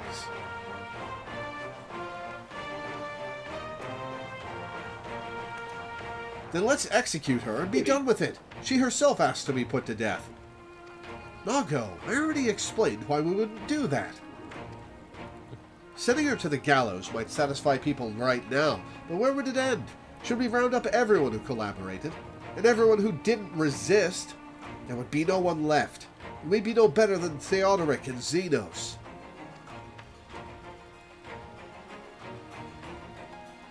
Well, if the Confederacy taught us anything, there should be a couple executions going around.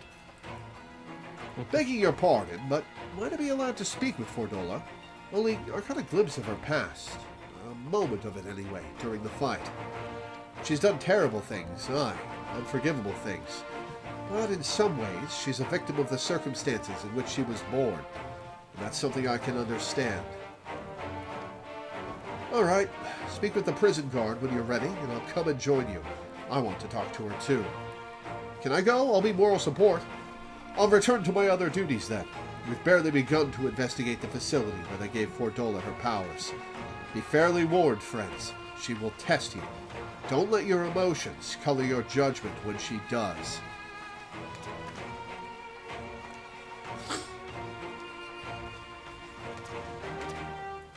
God, the graphical upgrade is intense!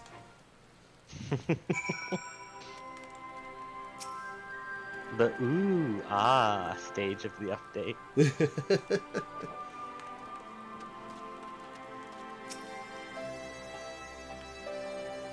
You have the commander's permission to enter, then. Enter the prison. I've had people describe this as one of the best cutscenes in the entire game. Ooh.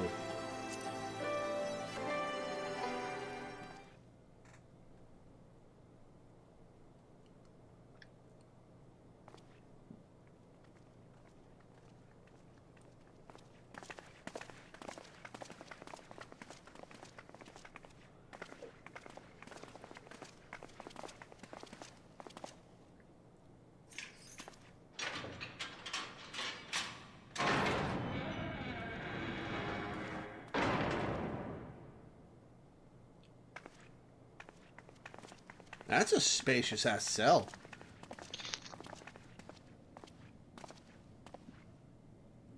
Well, well, well. So many visitors. Come to have a good laugh, have you? Or do you mean to put me out of my misery? To finish what you started? It's about bloody time. That's not why we're here, no. Do you remember what I said? How I promised you you'd live long enough to see us win our freedom? Well, I meant it. And not to mock you either. You're wasting your time. All of this is pointless! There's no reason to keep me alive, and you know it! I killed your men. I killed my men! And you know what my only regret is? That I didn't kill you when I had the chance! That's a lie, and you know it! You think we can't tell what you're trying to do? That we're blind? Yeah, you're a fool, but you're not stupid. You're ruthless. Relentless. You'd give up anything and everything to get what you want. You didn't come this far, climbing over the bodies of your own brothers and sisters just to piss it all away. I see you, Fedora. I see you for what you are. Oh, Chris, I was about to say, crystal seizure time?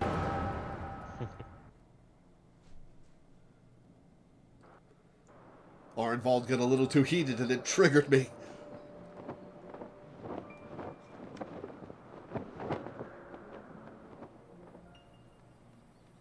Oh, Babby Fordola.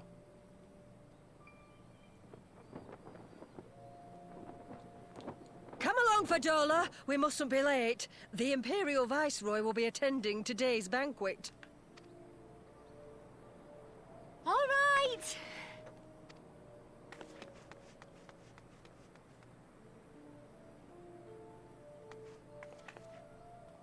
Father, what's Lord Gaius like? Is he nice? Are you friends? There you go again with all your questions. Lord Gaius is a great and honourable man who looks after all of Alamigo. He's very busy, and if we don't hurry, we'll miss our chance to see him.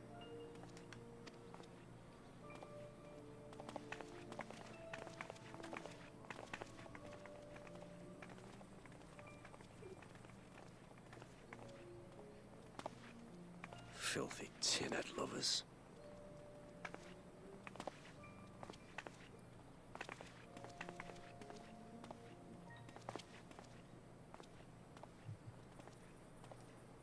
Father, what did that man call us?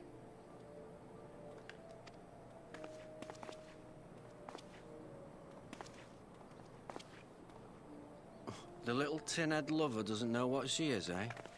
A traitor, sweetheart. A backstabbing bitch who'd gladly betray her kith and kin to gnaw on what few scraps the Imperials deign to toss her. Like your bastard father and whore mother. That's not true! My parents are good people! They've never done anything like that!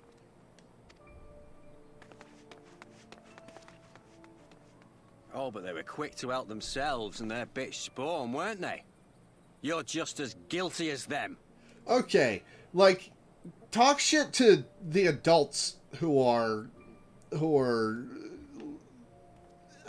friends with Gaius all you like, but Fordola is like 10 in this cutscene, dude. Fuck off.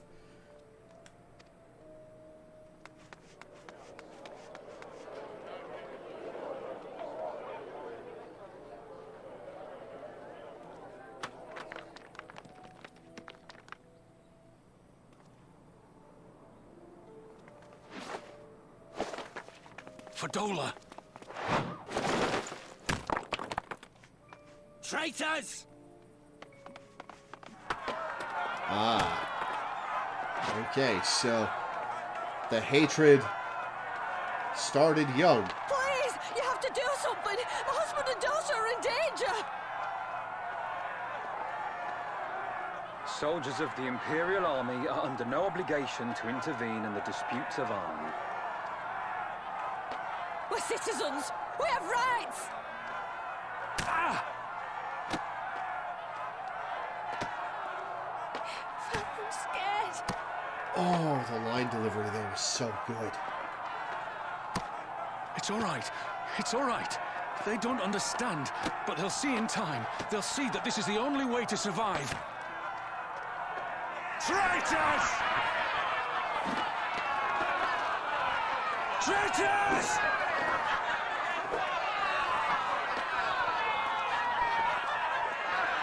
Oh, this one's gonna hurt.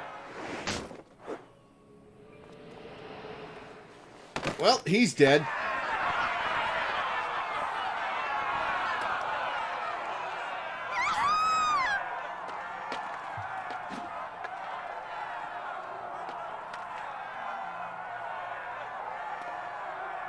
Let the savages have their fun. They'll be more compliant once they've tired themselves out.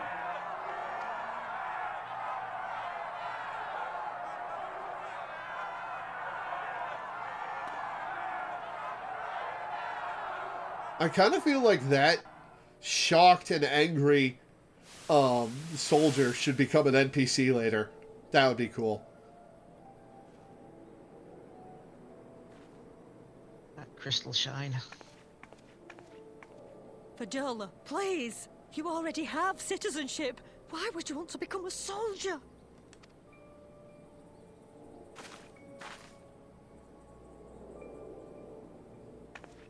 Oh, gods. What have you done to your face? Same thing your husband did. Forgotten it already, have you? I'm honoring Father's memory. By telling the world that you know better than a common savage.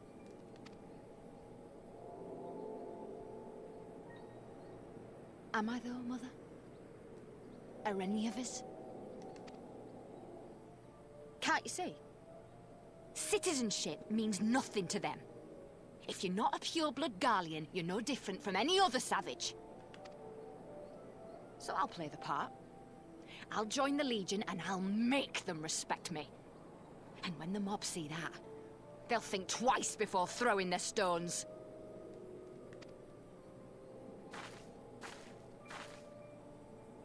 Ansfrid, Rudolph, Emlyn. It's time.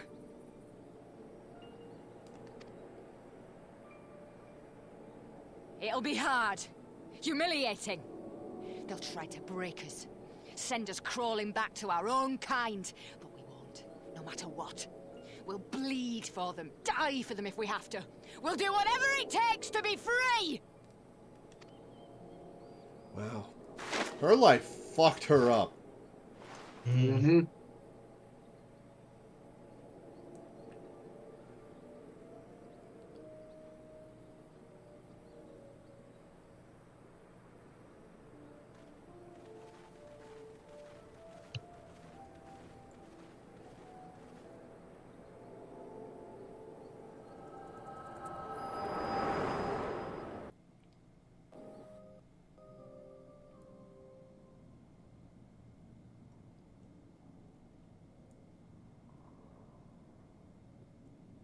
So, you mean to play the part one last time, eh?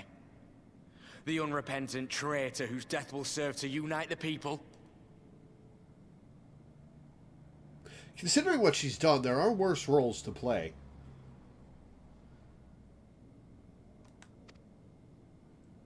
Shut up.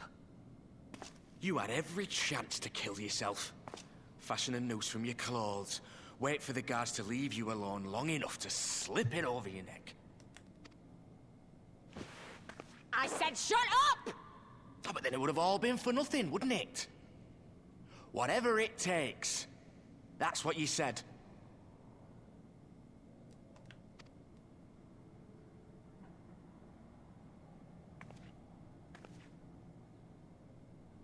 Been in my head, have you? Had a little peek at my past? You could tell? I mean, I did zone out for a minute there, but... And what? I feel like we just had a look on her face. You need to know, do they? Don't you dare patronize me! You don't know a goddamn thing about the life I've led! The bastards that killed him. The bastards that let it happen. My father deserved better! I swore I'd do whatever it took to make them pay! She is a good voice actress.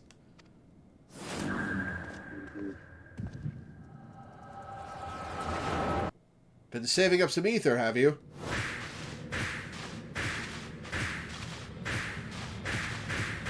Oh, she's seeing into our past. Ooh. Yep. Uno reverse card.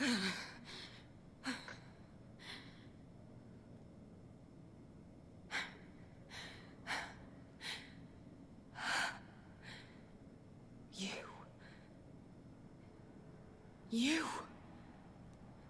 All that power. All that pain. It's too much. Too much for anyone. Not for me. Shut up, Frey. The things they've done to you. The lies. The betrayal. The endless fighting. Yet there you stand. Unbroken. How? Why? Takes a lot of faith in yourself.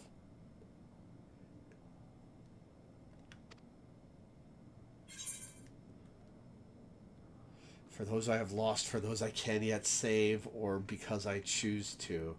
Ooh, which of these three is most in character for Loreweaver? I think it's because I choose to, but all of these are good. Oh, these are some good lines. Yeah. Yeah, I mean, the second one is Minfelia's line, of course. Yeah. I like how the first one is just kind of brutal. It's like, you know, or at least it reads a little brutal to me. It's just like, you saw what you don't ask stupid questions, you know? Take another look if you need to. Yeah. And a dedication to never kill anyone.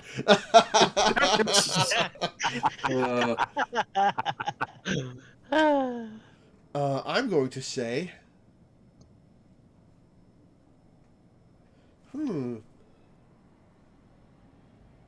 I think the most in-character answer here is because I choose to. I think so, yeah. That feels right for lore. Yeah. I'm gonna go, you know why, you saw. Mm-hmm. Because I choose to.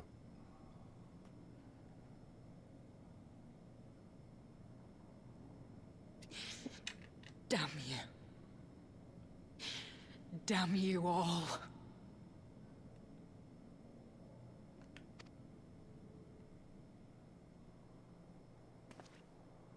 You still have time, Fordola.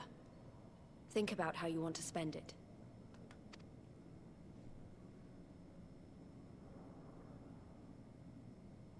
Let's go.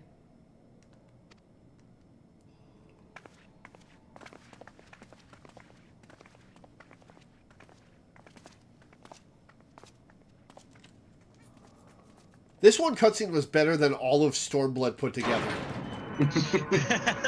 Yeah, even among people that dislike Stormblood, there is a consensus that, oh, the post-Stormblood patches are really good. Yeah.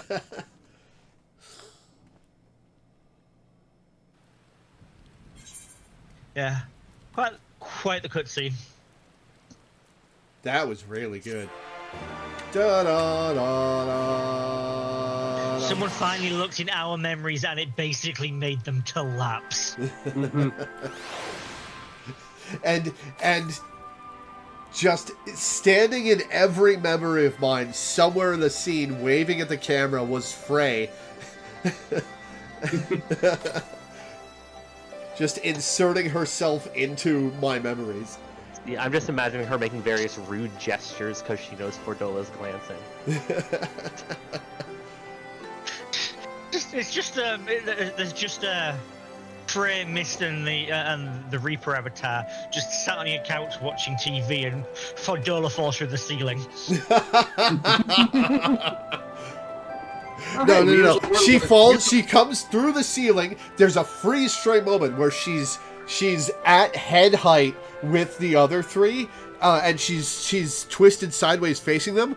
All their heads slowly turn to look at her, and the Matrix time ends, and she plummets through the floor. It's like, usually we're the ones doing this to people. Weird. So that's what this is like. Oh god, the settee is just resting on your brain. So she just fell into your brain along and ended up passing by on the way. The capacity to experience such visions of the past had always seemed to me to be a most desirable talent, but I see now that it is as much a burden as a blessing. Mm-hmm. Sorry about that. I let my emotions get the better of me. Don't worry. I wasn't there for most of it. It's just that she and I are of an age where neither of us one thing or another. I can't help but feel like she's my problem to solve.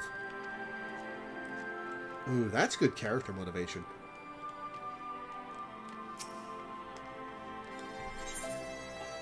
Echoes of an Echo.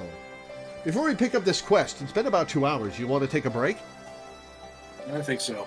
Yeah. I can do it a quick layer. Yeah. All right. Well, we'll be back in a few minutes. See you guys then. Right. Frey missing the Reaper avatar doing Mystery Science Theater. Yes. Oh, that's good. Watch the hell of that. All right. See you in a bit. Wait. The couch is the one from the Be Right Back screen.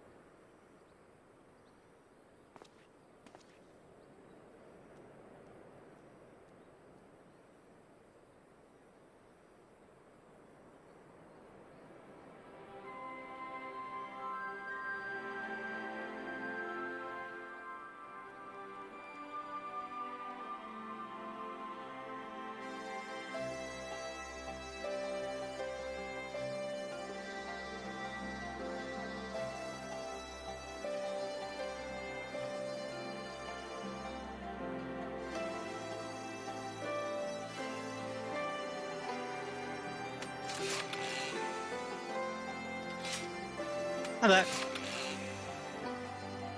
Welcome back. Hello.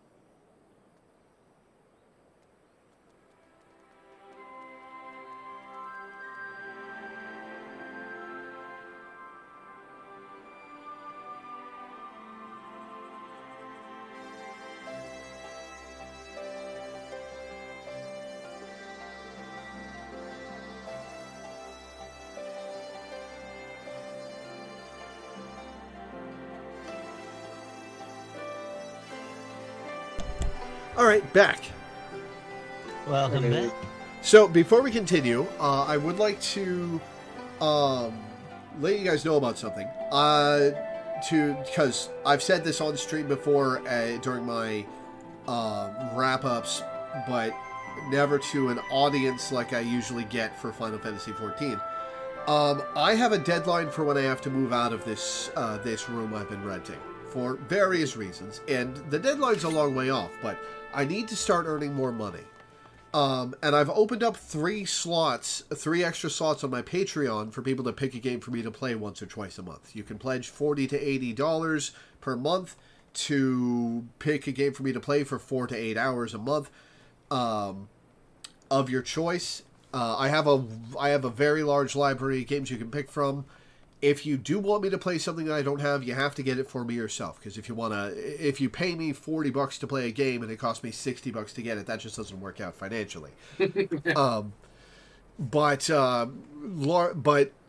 the patron pick system has worked out very well for me so far. It's worked out very well for the people who have picked it. There's a lot of good stuff there. My Patreon, where you can pick this patronage tier, is patreon.com/LoreweaverStreams. The link can also be found in the description of the YouTube video, or with the !Patreon command in Twitch chat. Even if you don't pledge that much, toss me $1 a month or $1 per stream. You know, anything in between works too. Every little bit helps me, and I'm grateful to everybody who pledges. So, thank you in advance to anybody who does, and thank you for anyone who has already pledged. You guys are the reason I get to do this for a living. So, thank you. Anyways, onwards with the story. Echoes of an Echo. I don't know that we solved anything exactly, but we've given Fordola something to think about at least. Aye, and I found something new to think about too. I don't know about you, Lord, but the visions only come to me every now and then. From the way Fordola kept wincing, though, I get the feeling she's having them almost all the time. That's a lot of bad memories to deal with. Oh, wow. If she has it constantly, that must suck. Yeah, and she's getting it constantly from the people around her. You know, the people who hate her. Yeah. Yeah. I wonder, could there be some fundamental difference between one who was born with the Echo and one who has been artificially imbued with it? Well, the Immortal Flames have been scouring that research facility ever since the liberation. There's a chance they might have some answers for us. General Alden's there, overseeing the investigation. Let's go and pay him a visit, shall we? You got it.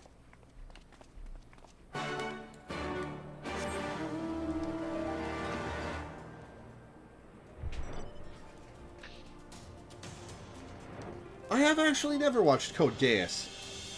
I keep hearing it's good, but I've never actually watched it. Yeah, it's something I need to give a shot sometime.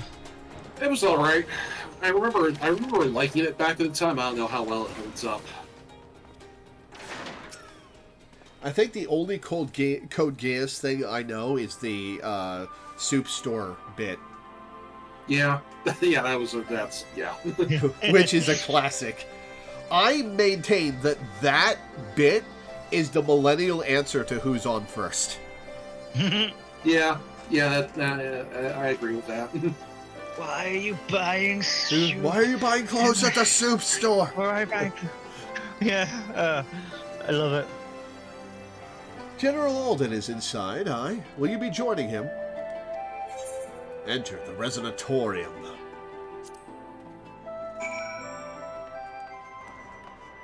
Well, this is a new room. Oh wait, no, this is the... Huh. This was the place where we fought Fordola? Yeah. And this is where they were keeping Cryo. Yeah, it took me a second to recognize it.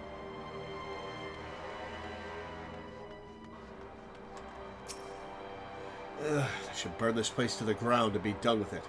Arenvald? It's stone. Do you have any idea how hot you'd need to burn this place to burn stone? Because I do.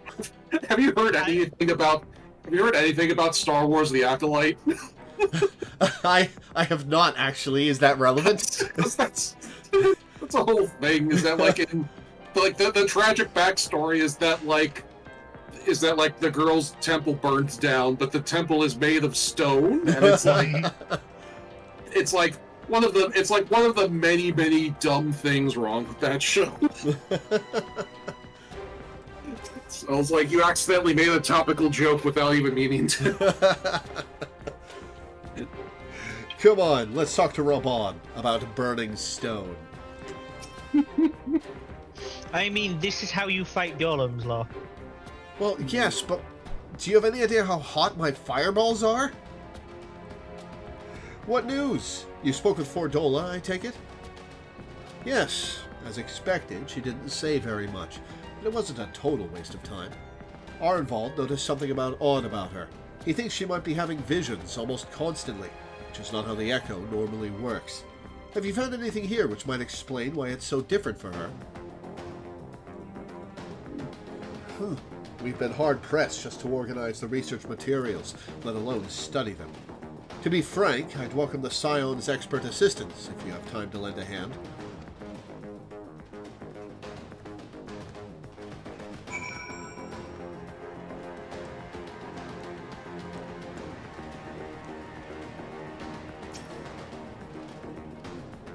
For a race with no innate capacity to manipulate ether, the Garleans have conducted some exceedingly elaborate etheric experiments.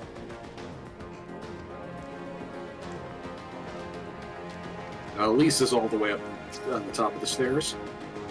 And also, you can get a good look. You can get a good look around the room up here too. Cool. All the pods are designed to drain the ether of the occupant. Save that one right there. Unlike the others, the interior has been fitted with an array of sensors to measure etheric waveforms. To what purpose, however, I couldn't tell you.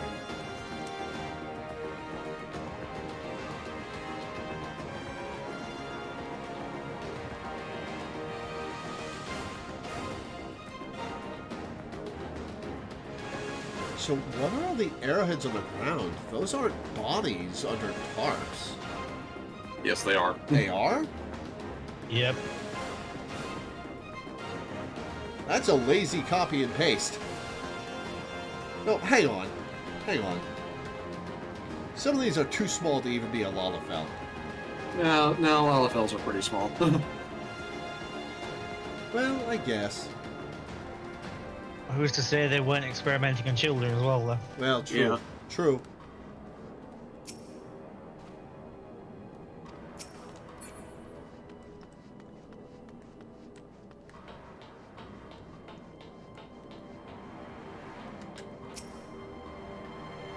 Leave this section to me.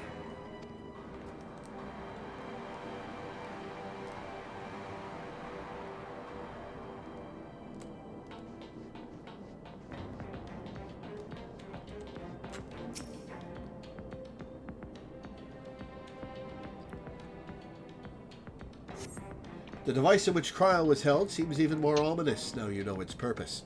The surrounding pods are marked Supply Subject, while this one bears the label Master Subject. Yeah, I really want to know what they did to Cryo. The Ironworks received a request from the Alliance to analyze these devices, and I've been recording everything of interest. Did you notice the labeling? All the pods are designed to drain the ether of the occupant, save that one right there. Unlike the others, the interior has been fitted with an array of sensors to measure etheric waveforms. To what purpose, however, I couldn't tell you. Oh man, what if Cryo was experiencing the deaths of everyone in the other pods as they happened? No wonder she was so shaken. No wonder she was so shaken.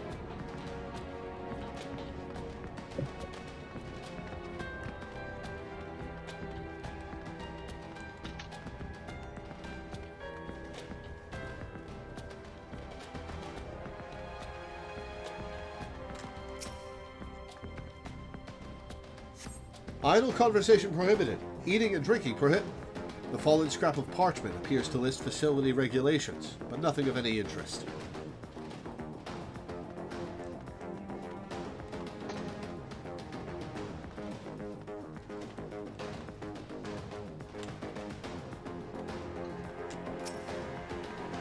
So many bodies.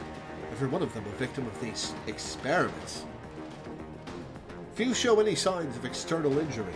From what we've been able to determine, they perished from forcible ether extraction. Such a miserable way to die. Literally just sucking the life out of them. Yep.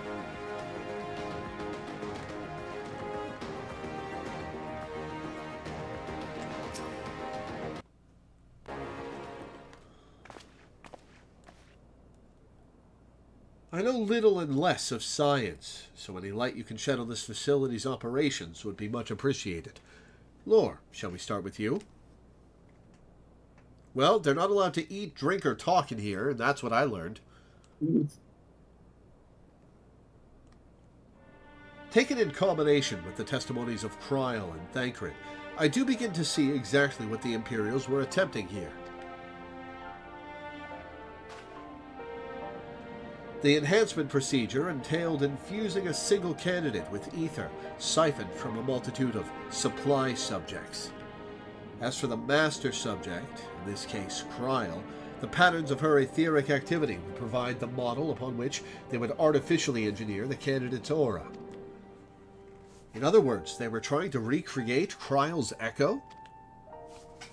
I believe so, which would explain our prisoner's present state. Kryl is possessed of an unrivaled ability to hear the whispers of the soul, and it seems probable that the procedure engendered the same acute sensitivity in Fordola. Soft piano music.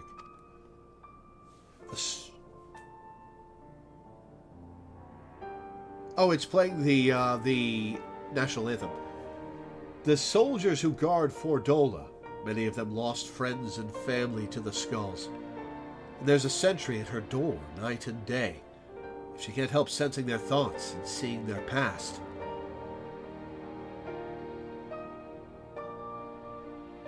But you don't just see their past, you live it. All the emotions, all the pain. Imagine what it'd do to you. You'd never be the same again. Yeah, no wonder she wants to die. Indeed. As you may recall, Isael was completely transformed by a single glimpse of Hresvelger's past. Fordola has been forced to experience the agony of those whose lives she destroyed. The guilt must be unbearable. That explains her request to be executed. Sounds to me like a kind of justice. Regardless, she can suffer on for now. We have more pressing matters to consider. Yeah, like what happened to Kryl. If the results of these experiments have been relayed back to Garlemald, there will be naught to stop the Empire from repeating the trick. They could give the echo to anyone, to an entire legion. Ooh. If they perfect the process, I guess we'd better be real. Okay, who among the Scions actually has the echo? Is the question. Just us and Kryl and Arenville. No, in Airville, yeah.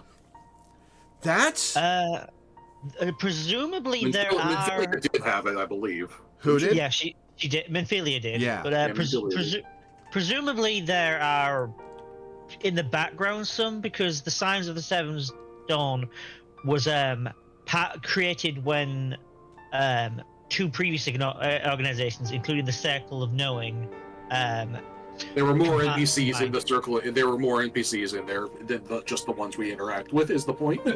Yeah, because one of those groups was specifically about finding people with the Echo and doing research on it.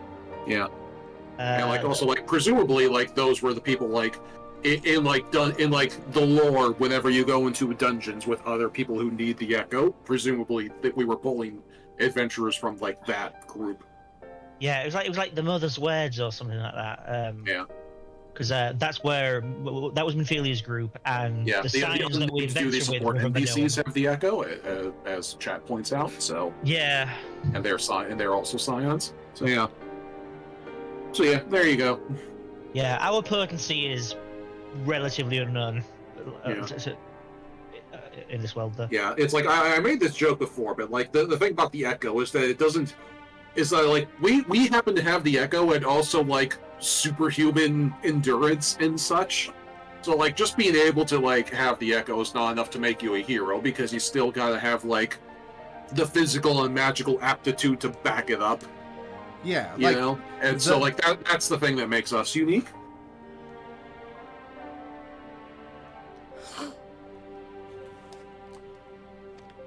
We must be ready. We must learn all we can of these gods-forsaken procedures, and Fordola remains our best source of information. She'll not be getting her wish. Not yet. Right. Keep faith, lass. If you're to convince others to follow you, you must believe what you're telling them. People will respond to passion, but not if it's feigned. I understand. Thank you, General. We should leave the flames to it. Let's go.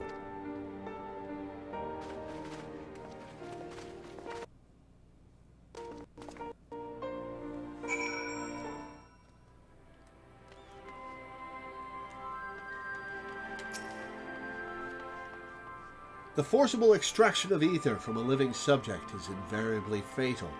How many died that Fordola might gain her new abilities? The question is, do that many people have to die for each instance? Or was that just to study the Echo by forcibly activating it, is the question. I've never known why I was given the Echo, but this makes me want to put it to good use.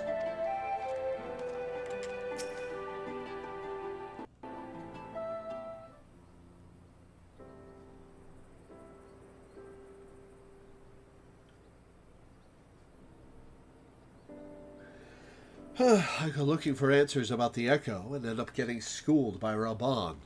Yet more evidence that I don't know what I'm doing. It's no wonder people listen to him and not me. General Alden is a veteran of countless campaigns, Lise. You cannot compare yourself to a commander of his experience. I know, but I also know that I couldn't have convinced that mob to give up and go home. It makes me realize how much we rely on his authority, and how much I still have to learn. I wonder what he'll do when everything here is settled. I mean, it's his homeland. After going to the trouble of winning it back, might he not want to stay? Well, he is in love with somebody. 'Tis a quandary which countless refugees now face, to continue the life they built in Ul'dah, or start again in the land of their birth.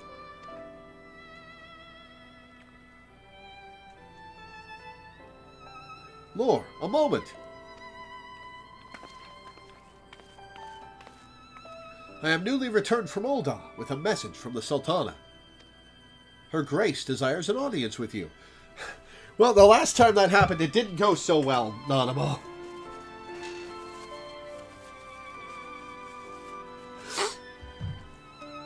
She understands that you have responsibilities here, but asks that you visit the palace at your earliest convenience.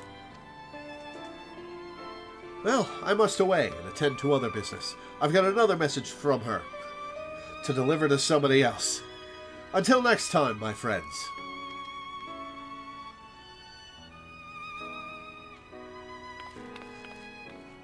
An audience with the Sultana. Depending on the nature of her consultation, this might be the perfect opportunity to inquire about the General's future plans. Oh man, what if this is another I'm going to abdicate the throne discussion? Yes, we'd all like to know about those, Alphino, but not everyone's as comfortable interrogating royalty as you. Take no notice of him, Lore. I'm comfortable interrogating royalty, what are you talking about?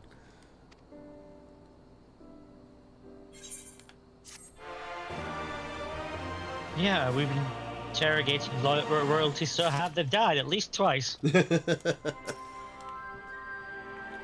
I know I could learn so much from Raban if he decided to stay, but it's his choice. I'm not about to try to persuade him.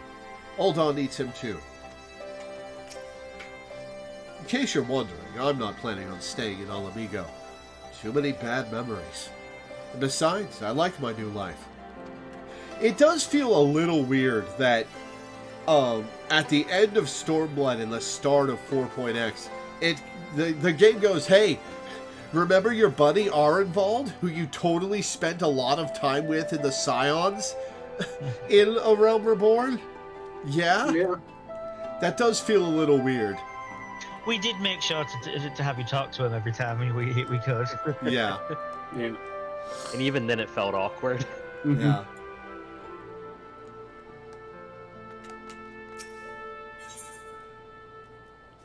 Hey, Zanon and Garnet are doing the thing. Oh, that's so cute. A Sultana's strings. Well, the question of how to put the Mad King's treasures to good use shows no sign of answering itself. Shall we be about it, Arenvald? I am at your beck and call. And I should be getting back to my own tasks. I'll organize a squad to head down into the ruins, and then start preparing for the big meeting. Oh, send Nanamo my regards, Lore. You got it. And ours too, if you please. We shall see you on your return. Alright, guys. Watch your backs, because the last time I hung out with Nanamo, some shit went down. Okay. The other thing I love about the whole thing with Ferdola's false echo, the resonance and all that, is that it kind of goes to show how fucked up Xenos is. Because remember, he got that same treatment. Oh shit, yeah, he did. Yeah, and didn't seem to bother him at all. You know, Fordola gets hit with the magically enforced empathy, and it drives her, you know, nearly to tears. Although to be fair, I was think just like Fordola got hit and having a good time. To be fair, I think Fordola got hit with the prototype version of the operation. Yeah, true. And also, it's entirely possible that, just like the Echo manifests differently in different people, the resonance may well as well. Well, they make it pretty clear that, like, it's a copy of Kryle's Echo.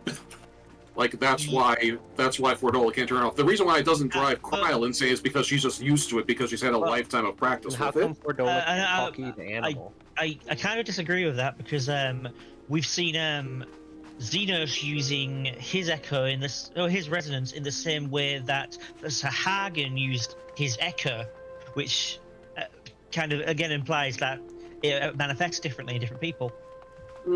Or just that he practiced more with it. It's also been like heavily implied that we could do that if we had a mind to. We just don't. Like, it's not a manifestation thing. It's a, hey, can I do this really fucked up thing to take over other people? I'm a hero, so I don't care, but, you know. It's like the eternal question, can Jedi use Force choke? Well, yeah, they could. They just... They're not going to because they're Jedi. You are expected, my lady. Please, proceed. I am apprehensive. Voice acting? I thank you for answering my summons in these most interesting times. You have been busy. Oh, buddy, I sure have. How have you been? It's been a while since we've seen each other. The liberation of Alamigo will have far-reaching consequences, and there is a matter upon which I would seek your counsel.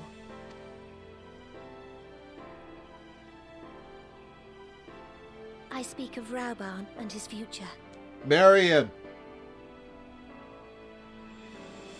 All know the tale of his rise from penniless refugee to member of the Syndicate and General of the Immortal Flames. Yet though he has come to call Uldar home, it will never be his homeland. He is a son of Alamigo. And now that she is free, I thought it only a matter of time before he sought my leave to return to her. Indeed, I had resigned myself to his loss. Suffice it to say, I was greatly surprised to hear him speak so lightly of handing over the reins in Alamigo and retaking his place at my side. So, is she blind? Can she not see that? Does she not realize? Do neither of them realize they're in love with each other? Is it just like the people around them can see it, or what? I will welcome him with open arms, of course. He is my most trusted advisor and my dearest friend. But I have known the man a long time, and beneath that steely gaze, I spied a flicker of doubt.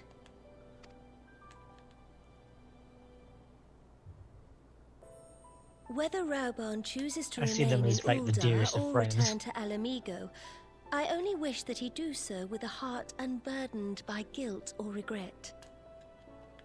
Yet, how can he freely make such a choice, knowing how much I depend on him? It is past time that I learned to discharge my duties as a sultana alone. Road trip? I must go forth and see my realm with my own eyes, and hear the wind with my own ears. Nanamo road trip? Might I have your company for a few Hell minutes? yes.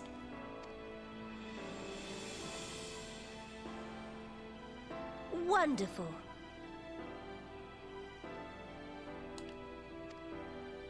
Allow me a moment to change into something a touch less conspicuous, and I will join you outside. She's my favorite of the three city-state leaders.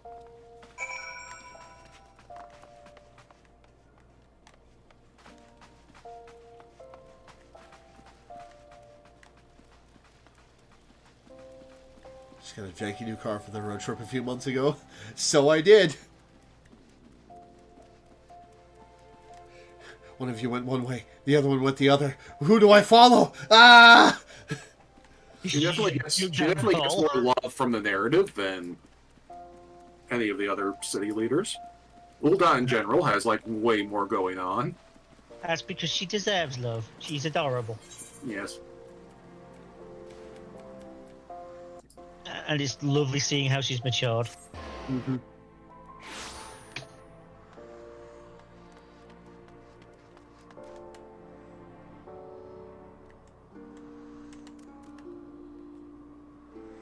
I bet you can get that outfit in those colors as a Lalafell. Oh, sure. Like, that's... Oh, yeah. She's wearing, like... That's, like, level 12 gear. Yeah.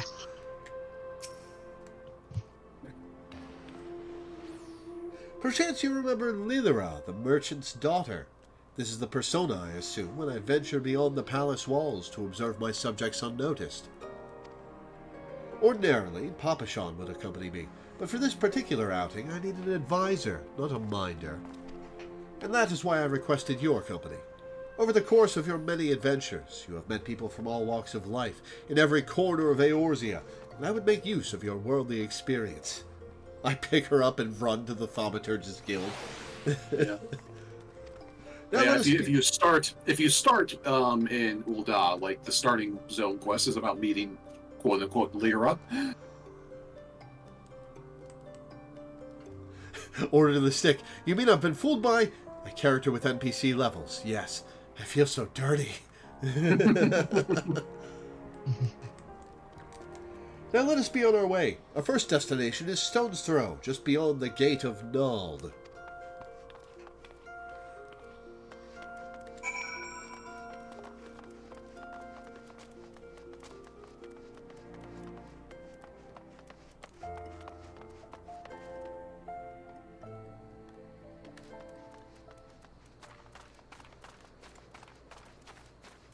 Beowulf sounds like somebody trying to say Beowulf and failing miserably.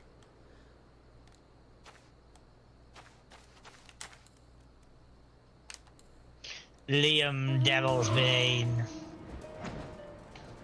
I show up on Typhon riding up on Nanamo and she's like, ah! Look upon this procession of tattered tents. These refugees camp in squalor at the mercy of the elements and Thanalan's predators both. The city's mighty walls offer safety, but the streets overflow with people as it is. And unless blessed by the hand of Nald himself, no refugee could ever hope to afford a dwelling in Ul'dah. I feel that.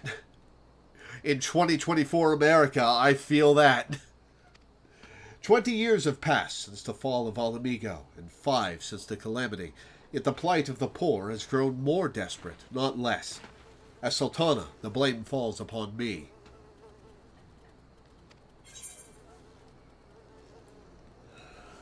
It drives me insane that they're saying it's still only been 5 years since the calamity, and both Heavensward and Stormblood and A Realm Reborn have all happened. Oh my god. Don't you know, it's been the single most productive month of my life. Yeah, it's unclear, like, because, like, the other thing, like, a negligible amount of time has passed, because, like, the twins have not aged. Like, they are still 16 through all 3 of these expansions. And it's like, is time to pass anytime soon? I don't know. It's weird. It's like we're operating on we're practically operating on webcomic time in here. Yeah. You have done your best, Your Grace. Your hands have been tied. Then my best has not been good enough. Well, you said it. Yes, my authority is limited, and that is an obstacle I must work to overcome. Shall we press on? I would follow the road to the unholy air. The name intrigues me. I wish to know what goes on there.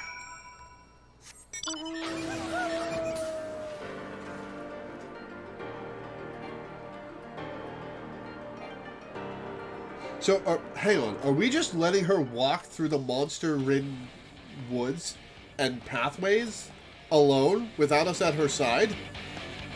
Oh yeah, they have not invented the NPC is now accompanying you mechanic at this point in the game. I'm sure that's what this would be if this quest had been made later, but it wasn't, so yeah, it's what it is. I think we're supposed to imagine in our head that we're walking there with her. Yeah, exactly. Like, we're supposed to imagine that we're, like, walking side by side with Nanamo the whole way, which is a thing you do in a lot of quests in Endwalker Onward, but this ain't Endwalker, so it is what it is. So the NPCs just teleport to where you speak to them next. Yeah. It was here, this wholly unremarkable place, that my mother and father met their doom. Yeah, listen, let's try not to attract attention of the toads, because I'm pretty sure that's what happened to your parents. They got swallowed whole. I was but a child at the time. My parents were returning from an inspection of our interests in eastern Thanalan when an untimely rock slide crushed their carriage. To this day, it is not certain if the incident was simple misfortune or an expertly planned assassination. Ralbon once offered to reopen the investigation and bring me the truth he assumed I must surely crave. But I refused. I didn't like them very much, no. Even if my parents' deaths were orchestrated by the Monetarus, we could only have brought their hirelings to justice. The true villains, those who plotted to put me on the throne as a biddable puppet, were ever beyond our reach. Thus did I plan to strip the merchants of their power and place our nation in the hands of its citizens, quite unaware of the consequences my actions would have for you and yours. I shudder to think how many goodly souls paid the price of my naivete. It was the toads did it. But I am no longer a child reciting words with witless obedience, and I will not be used as a pawn in the Monetarist's damnable games. Forgive me my outburst. You are one of the few people to whom I feel I can speak my mind. Come, let us return to Ul'dah and visit the Colosseum.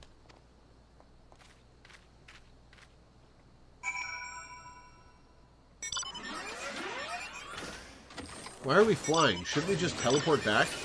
You could, but it's teleporting like one zone. And I never like teleporting just a zone away. Fair enough. Especially when we have a zillion cool flying mounts to use. That's true. Final Fantasy IX music! This one turns like crazy. Damn. Oh, that is nice. I haven't used that one since the update. And that looks really good, actually.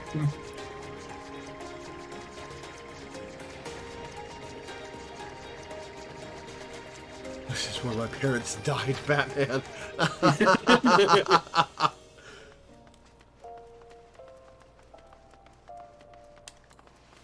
This is where my parents died, Parappa. This is where your parents died, Batman. This is where my parents died, Doki.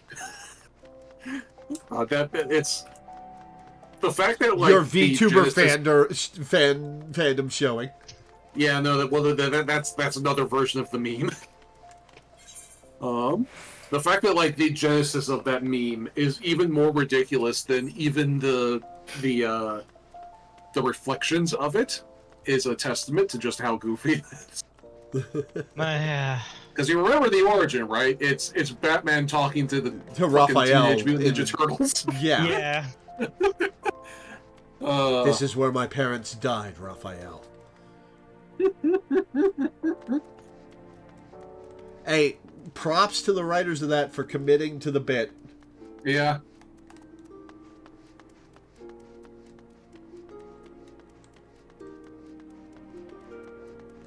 Alright, in my defense, I came out of the zone transition with this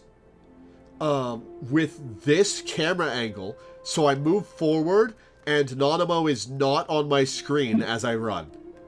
That is my defense. Look at your mini-map. You can look at your mini-map. Please. Alright, we got you to zoom your camera out. The next project is getting you to look at the mini-map. From the moment I became Sultana, I found myself thrust into an endless parade of document signing and ceremonies. For years, I simply signed where I was told to sign, and sat where I was told to sit, blissfully oblivious to what any of it meant. Yet one good thing did come from that ignominious chapter in my life, for it was during an official visit to the Colosseum that I first met Raban. The match I had been invited to attend was not at all what I expected. They had pitted the bull of Alamigo against some dozen or so rival gladiators. Blinkered though I was. Wow, you blasted, huh? You got crunk at the Colosseum? Okay. Blinkered though I was, I would not stand for so obvious an injustice, and demanded to see a fair fight, one man against another. And my royal wish was duly granted. I'm pretty sure that was a fair fight. It was not until later that I learned of the gambling ring, which had arranged for Raban to die on the sands that day. Regardless, my intervention meant that Raban had but a single opponent to dispatch, which he duly did. And when he knelt before me to receive the winner's purse, he swore that he would one day offer me his blade in service. Surrounded as I was by liars and manipulators, I confess I dismissed it as a pleasant piece of theatre. But, as you know, Raban is a man of his word. Though it took him another 5 years of fighting on the blood sands, he amassed a fortune so great as to buy not only his freedom, but a seat on the Syndicate. And then I had my blade. I'm loving the lore we're getting. You're weaving it. Hey. What's the device called again that you weave thread at? Loom. Yeah, you're at the loom right now. Hey, look! He's got 2 arms! This was a 1.0 quick. Oh, wow.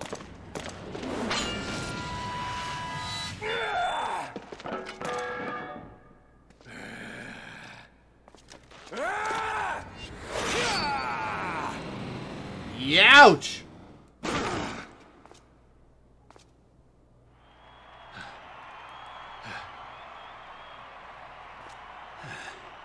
Raban, you took like 2 swings. Why are you panting?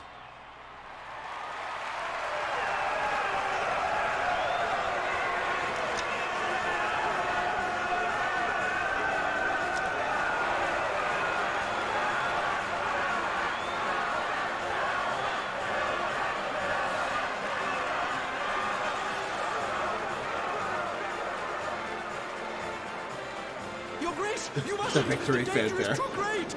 Please, Your Grace, come back. I beg of you. It seems you're the one who needs looking after, Master Sham. Raban! Your Grace, I have kept the promise made. So you have, and in turn, so too shall I keep mine. With your winnings, you have become one of the 6 most wealthy souls in all Ul'dah. Wow, that's so, a profitable in addition to gladiator Kate fight. Alden, you have earned yourself a seat on the Syndicate. May your new station garner you still greater glories. I am honored, Your Grace, and vow to serve with every fiber of my being from this day till my last. What? Speak up.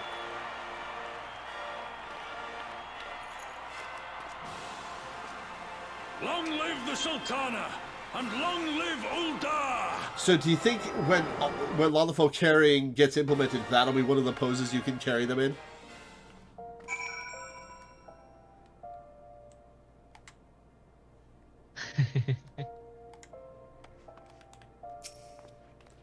Words cannot well express what that man means to me.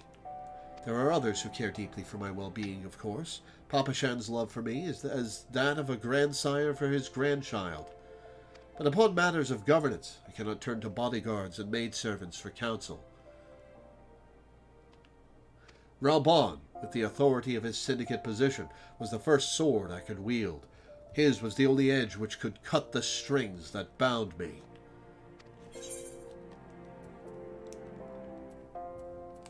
And silver piece.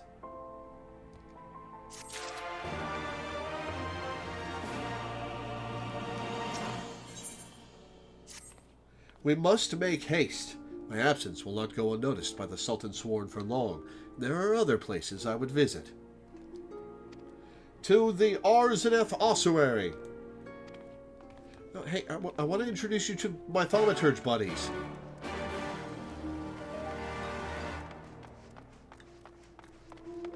That is where we're heading. Oh, right, that is the ossuary. Yeah, you were thinking of the Wilderness Aquarium. Hell yes. What's up, boys? I'm back.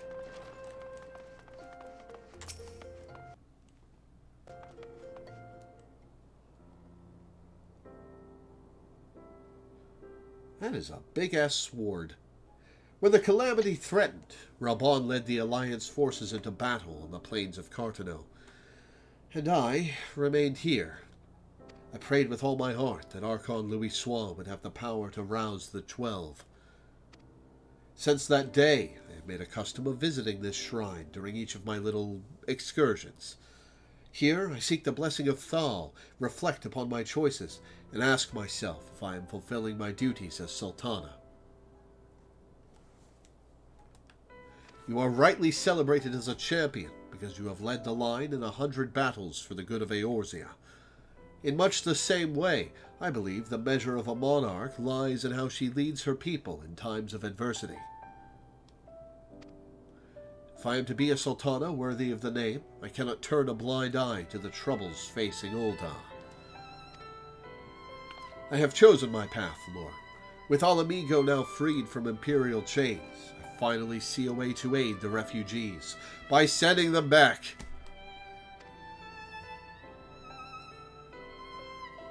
Already, many displaced Ala Mhigans seek to begin the long trek home. To facilitate that process, I have made a small contribution, an artisan's school in Rhalgr's Reach for any who wish to learn new trades. Ooh, that's a good idea. Realistically, however, it will take years for such training to yield tangible benefits. Worthwhile time, though, but we do not have years. These people will need shelter and employment if they are to survive, and this time the Ul'dah Treasury shall provide. Precisely where and how to allocate the necessary funds is, of course, another question. Why not seek the advice of one who employs refugees? Wait, hang on, wasn't the guy who employed refugees the guy who Raban fucking bisected? Yeah, but there are some others as well. Okay. He was one of them. There are some other good ones, though. Why not seek the advice of one who employs refugees?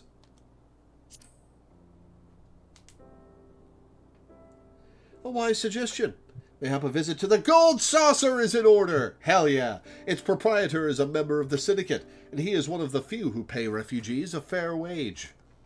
I wonder, are you acquainted with Godbert Manderville? Intimately. I get 1,000-yard stare and just start having flashbacks visibly. Hey, we still need to do the Stormblood Manderville quest. Yeah. You're forgetting about that.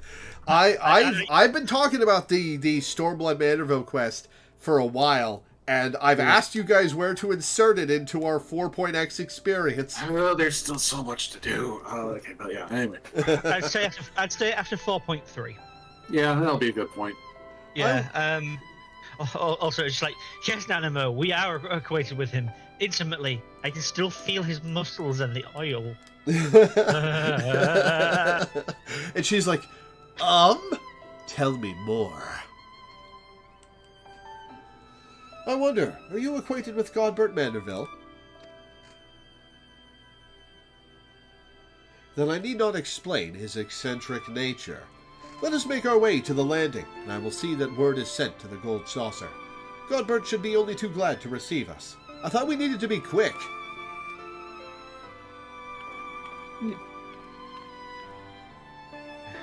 Also, the artisan school she's talking about is literally one of the crafting storylines in Stormblood.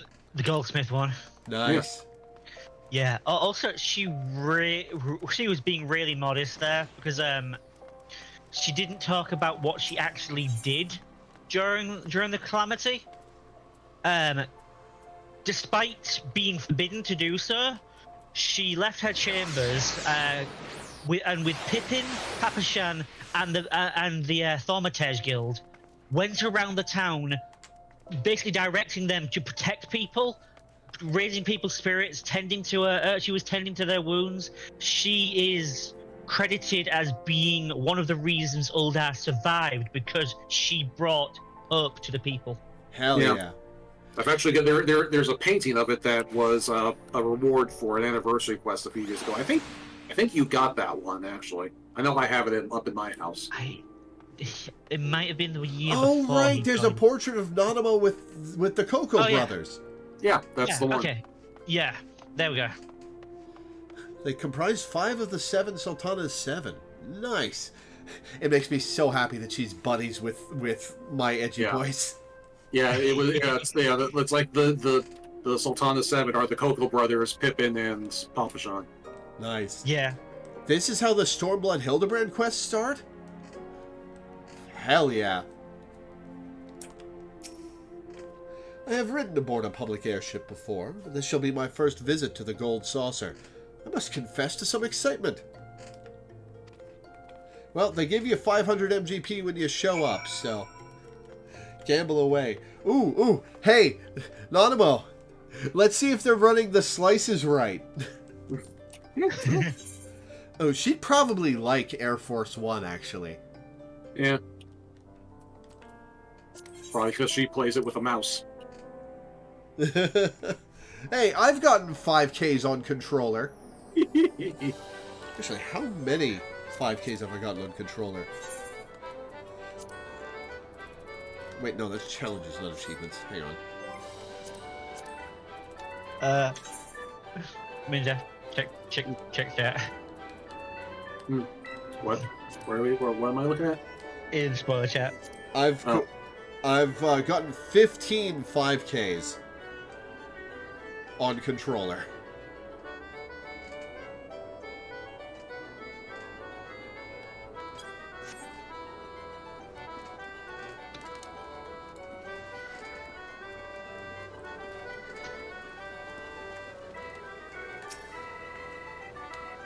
Excited? I had heard descriptions of its splendor, but had never dreamed it would be so bright and inviting. No, I couldn't possibly. We did not come here to fritter away the royal coin. No, hey, you get 500 free MGP, Nanamo.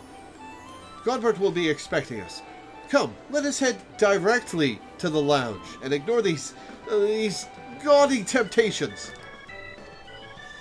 Live a little. I don't remember where I heard this, but like somebody came up with the. I remember hearing somewhere someone came up with the headcanon that the reason why it's all but impossible to lose money at the Golden Saucer is just because we have the Echo. Yeah. And that's why everybody else treats it like it's a casino where you can lose all your money if you're not careful, and like gambling is, risky and all that stuff. And yet, we just constantly have the money rolling in. Well, it's because we have the Echo, and we can just see the future slightly. Lord, did you forget about the water jets again? Yes. They don't come up. They don't come up in my experience of the Gold Saucer. Well, you go somewhere. You go places in the Golden Saucer. You can warp places. Mostly I teleport from gatekeeper to gatekeeper. Okay. I believe this is where we are to meet Lord Manderville. Shall we sit while we await his coming? Use the /sit command on the chair. At least this time they're making you emote in a reasonable way. My apologies, Your Grace. I have kept you waiting. Oh my god, he had trousers! What the fuck? No apologies are necessary, Godbert, as long as you show up clothed. My request was sudden, and you were kind to make yourself available at such short notice. Do you think he ever shows up to a meeting of the Syndicate in his shorts? When we see him at Syndicate meetings, he's got this big hooded robe on. I guess he just does not want to be perceived by those terrible people. Wow, I just got really heavy deja vu. Holy shit. When the intrepid Loreweaver and the Sultana herself come calling, there is no more important engagement.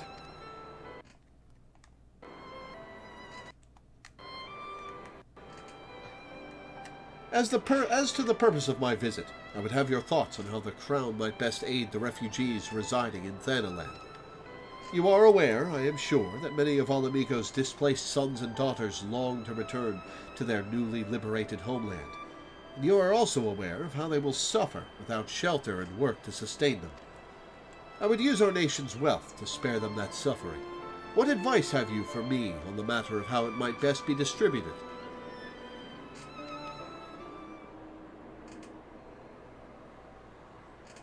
The unusual circumstances of our meeting, your Grace's choice of companion, would suggest to me a desire for an honest and unvarnished opinion.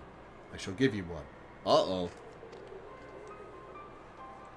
My advice to you is stop. Taxing Uldar's wealth to save Ala Mhigan refugees is a terrible, terrible idea. You oppose my proposition? Most emphatically. I agree with your Grace that the refugees must have housing and employment, but what profit is there for Uldar in this arrangement? Profit? After all you have done for Girabani is displaced, I thought you the very last person to seek to benefit from their misfortune.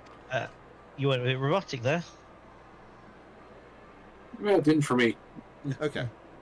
Forgive me, your Grace, but you appear to be laboring under a misapprehension. It is a fine endeavor to support one's fellow man. I fear, however, that your stance is one born of pity. Your intent is to save the refugees, is it not?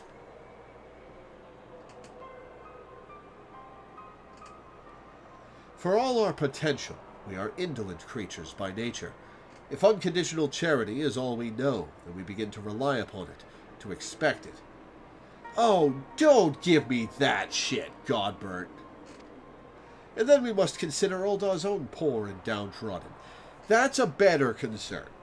Should they hear of you spending the nation's coin, not to improve their lot, but to nurture the distant citizens of Ala Mhigo, it is unlikely they will applaud your generosity.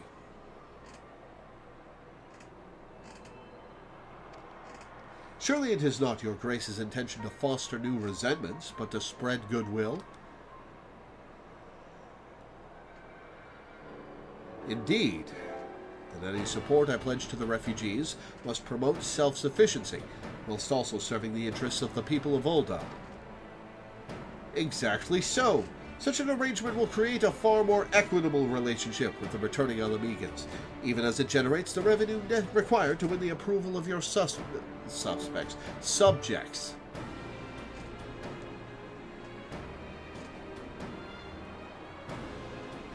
You have given me much to ponder, Lord Manderville. I thank you for your candor.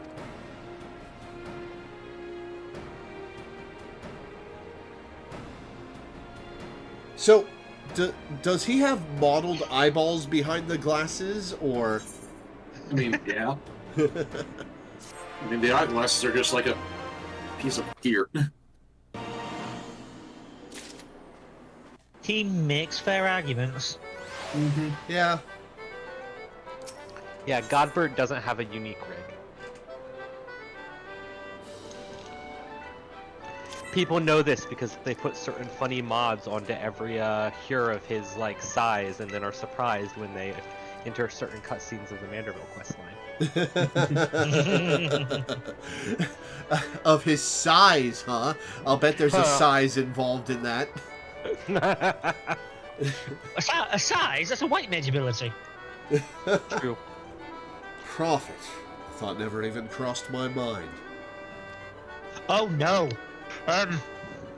Did you just realize what we were talking about, Dai? No, something else. Zidane and Garnet are on my screen doing the whole leading down pose, but they are right next to each other, so it looks So obscene. he's giving her a blowjob. Oh dear.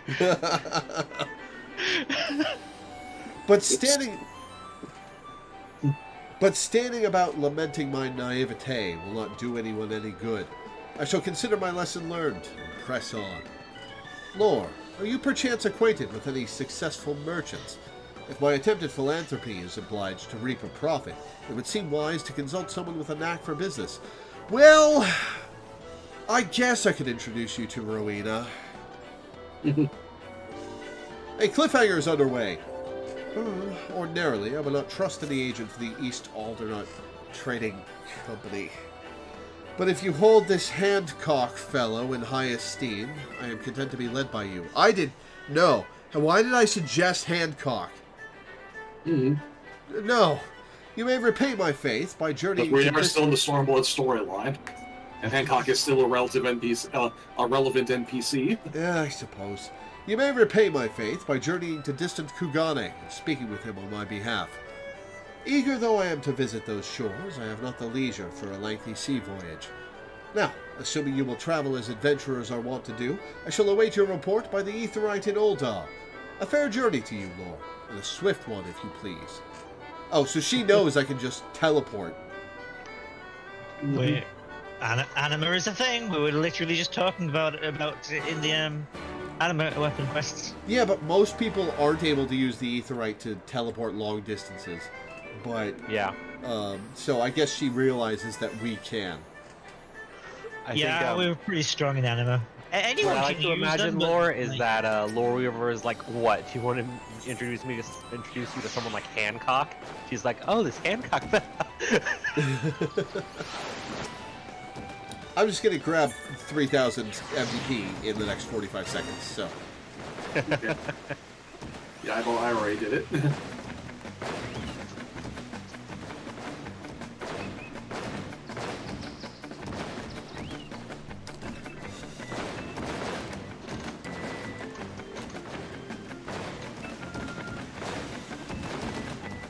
Sanctuary makes a good point. There's the implication that most people have access to anima, but it's like how it was in 1.0 of Final Fantasy XIV, which was not good. Oh yeah, the real-time waiting. Yeah. And if it's a real-time waiting, that means most people can teleport like once a week.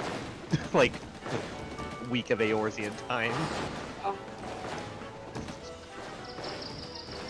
Meanwhile, this morning I was doing my Grand Company dailies, and I had to teleport like 15 times to gather up all the shit I needed to craft stuff. Man, that must be hell on the tradesman.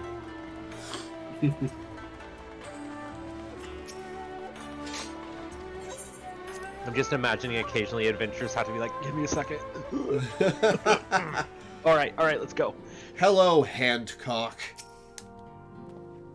Lore, to what do I owe the pleasure? Or are you here on business? Yes, business. I beg your pardon. Her Grace the Sultana would have my opinion on how best to invest the wealth of Ul'dah. Well, there's these figurines that come out of Kugane that I think would be a good investment. My dear Lore, I have you to thank for this recognition, I am sure. I am flattered that you came to me, truly flattered. But why settle for a lowly apprentice when you can have the master? Upon matters of profit, there is no living soul better qualified to advise Her Grace than Chairman Lolorito, a man whose morning exertions are said to fill his garderobe with gold. Oh. I should be happy to arrange a meeting. It literally just stole that joke from the Lannisters in Game of Thrones. Yeah. Oh god, when did Game of Thrones start? Wasn't it like 2011? Well, I mean, the book started in the 90s. The book started in the 90s. We're talking like the show when it came into like the show started in like 2011, I think. Yeah. So god, this would have been. And Winds of Winter was right around the corner when the show came out. We that's not even a joke. Rim was saying it's like, oh yeah, the next book should be coming out within like a year or two of the first season of the show, and here we are 13 years later, still waiting. I am halfway convinced, by the way, that part of the reason why it still hasn't come out is that he saw the extreme negative reaction to the ending of the show, which was exactly what he was going to do, and he is desperately trying to find a different way to resolve the book so that he doesn't get the same backlash. The show was not what he was going to do at all. I think the show was what he was going to do, and whatever. We can get into the weeds on that. I've heard a very compelling theory that, like, there are certain characters that are in the books, but not the series, that would make the ending makes more sense. But because the series doesn't have those characters, the ending just kind of comes the fuck out of nowhere. Yeah. But it's still the ending that he wrote, and people still didn't like it, and so that is cause for concern. Anyway. I should be happy to arrange a meeting for you, say at the Scion's former headquarters in Thanaland.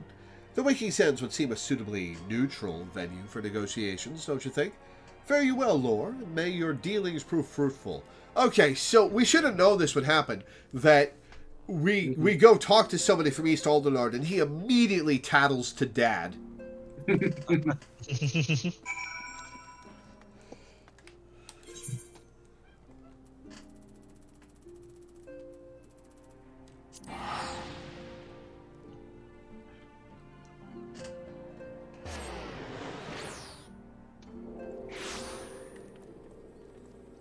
Oh my god.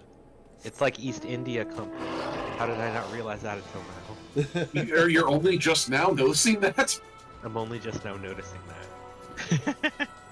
that. That is indeed the reference. Return prey to the sandy wakes.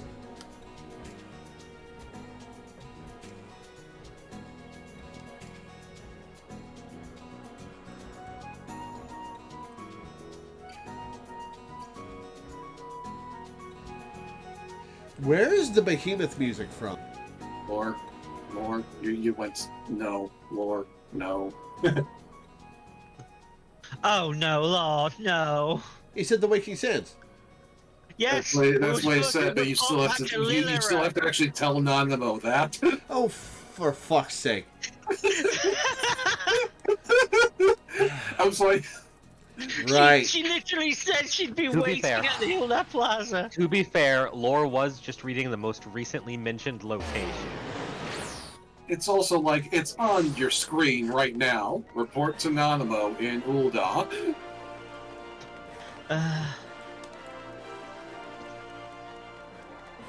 We should have just given Nanamo a link pearl. Yeah, like we've got... Okay, I've got big ass ears, but I must have like 20 of those shoved down in there by now. It's like a pearl necklace, but around the ears. Welcome back, Lore. Did your merchant friend have any useful advice to share? Well, he tattled to Dad, so, your dealings are no longer secret, Nanamo. With Loreweaver, and you agreed to this. I am well aware of his standing in the field of business, and I had hoped to keep the Monetarist at arm's length, and him in particular. Yeah, I don't know what we were thinking, doing this. Nay, I cannot live in fear of the man. I must learn how to treat with him if I am to rule Ul'dah effectively. Very well, I will meet with Loreweaver. Aw, her resolved animation was so cute. Let us go on ahead to the Waking Sands and prepare for his coming. Lalafell supremacy.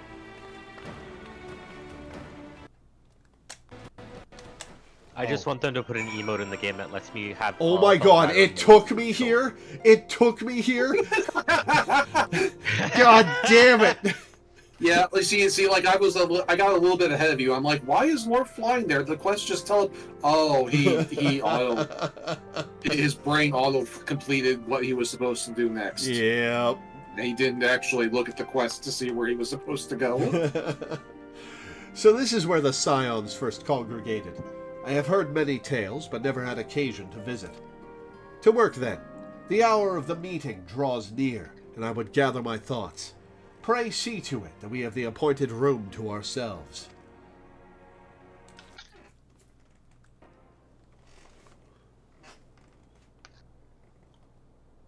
So, we walked in here, we told Urianger to clear out, because he was the only person here. A personal summons from the Scions. This must be important business indeed.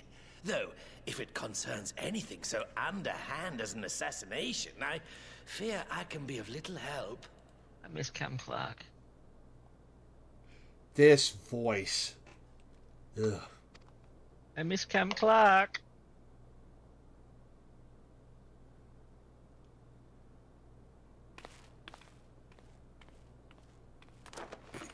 Being voiced by Liquid Snake was amazing. Yeah, 5-pack a day habit.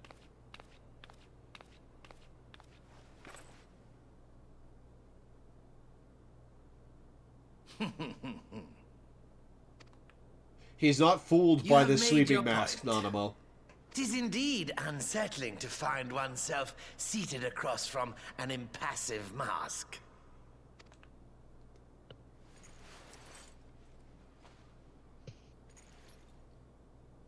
There, would this better please your grace? Or should I address you as Lady Lilira? Hmm?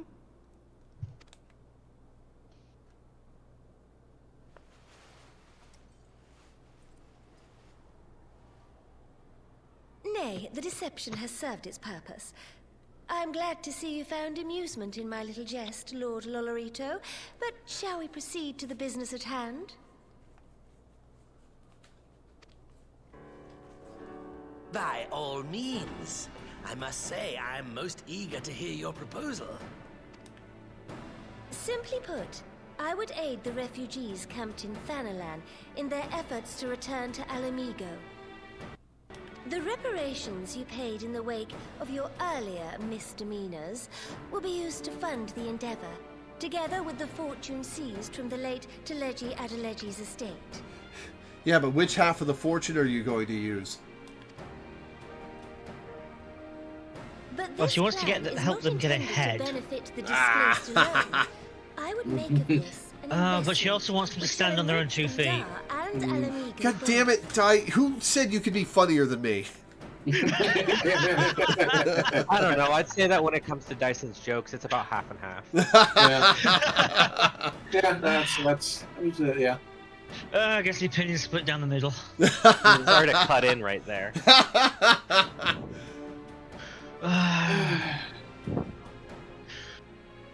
And who better to consult if we keep going, I'll end up being a hack. The wealthiest man in all of Thanalan? I beseech you then, Lord Lolorito, share with us your mercantile wisdom. Ah, 'twould seem your grace has matured beyond acts of earnest yet misplaced charity. Pray tell me more.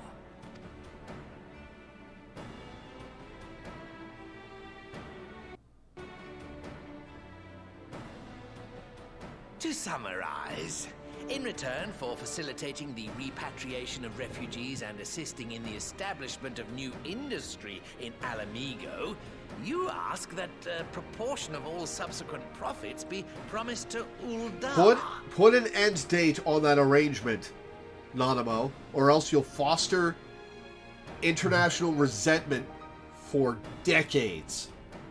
Yeah. Huh, I am impressed, Your Grace. 'Tis an elegant solution, albeit one lacking certain crucial details, specifically which industry and where. Like, that's actually a pretty good deal if there's an end date. How swiftly you identified the weakness in my plan, just as I knew you would. Your travels have taken you across the length and breadth of Gear Abania, and you know the land far better than I. Which of the One of you is settlements eating your visited microphone, by would the way. best provide a home for our refugees? Which has the greatest potential to flourish, given Looks the like Teddy. appropriate investment? I'm trying to adjust it. Maybe just because I haven't talked in long enough. Which of the settlements you visited would Yeah. best provide a home for our refugees? Okay, please... Sorry, please pick the right answer last.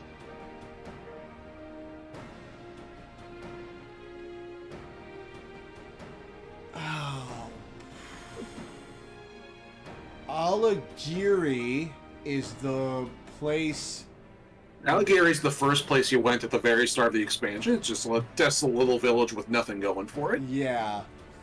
Alagana is the place where we had that Imperial captain who everybody liked. Actually, I think I got those mixed up, but yes. Yeah, I was thinking that was Alagiri, but Yeah. Alagana's the one that was the little village that Lise was from. Yeah, it used to be a quarry, but it dried up. And the Salt. And Algiri used to be a trading post, but it also is kind of useless. The Saltery. Where's the Saltery? In the locks. It's the big salt lake. Oh, right. Because they got a lot of salt there. Okay, so the right answer is Alagiri, the place that was the outpost. No. No? So Alagana then? No. Nope. It's like, what place is there? What place can you build up an industry? The place with a lot of salt that's available for mining. A place with a lot of a resource. Yes. And an infrastructure already in place that we could place people in. Fair enough. Yeah. They just need people to like man the saltery that was abandoned. But pick the other options first because the wrong answers are funny. Fair enough. Alagana. Yeah, you were underestimating the value of salt.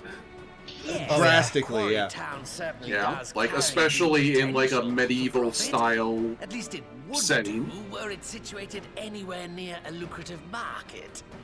It would cost more to transport the materials than they are worth, in my humble opinion. I did not know the word salary came from the word salt, no. Alagiri.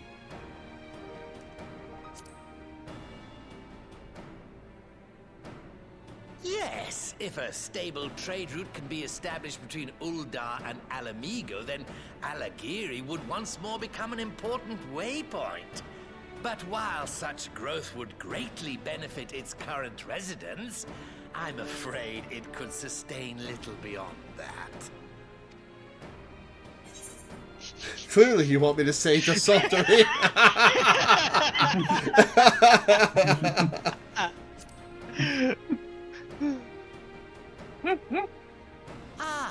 Yes, that desolate little village on the shore of Loch Seld. I know the Saltery and its products well. The Imperial invasion brought an end to their more widespread distribution, much to the dismay of many a wealthy gourmand, myself included. Salt is super valuable. I guess salt is used in basically like 80% of American food.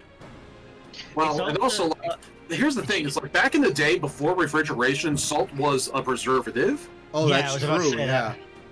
And yes, they have ice crystals, but salt is probably easier and less dangerous than ice crystals would be. Yeah. Yeah. But yeah, like back in the day, I was watching like some YouTube channel about like old-fashioned cuisine, and like back in the day, the way you would get meat from like one, country to another, is you would put it in barrelfuls of salt, and then, that was salt. That's what salted meat was just a bunch of meat put in a full barrel of salt, and then in order to like make that edible, people would have to like take the meat and just like soak it in water for like hours or overnight to like leach the salt out and get it edible, because otherwise it would just taste like salt and nothing else. Huh. And that was how people prepared food back in the day, because they didn't have refrigeration, so that's, you couldn't refrigerate your meat to let it keep for a week. Probably wasn't as bad for like preserved fish because you could probably just cut the skin off. But yeah. Yeah, and that made fish easier to transport that way. But like, that was just what they had to do back in the day. And that required a lot of salt, and so salt was very valuable. Interesting.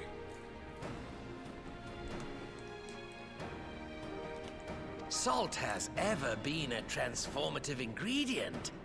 And in this instance, I dare say, it could transform a modicum of effort into a mountain of Oh, Dai, you're about to have to leave, aren't you?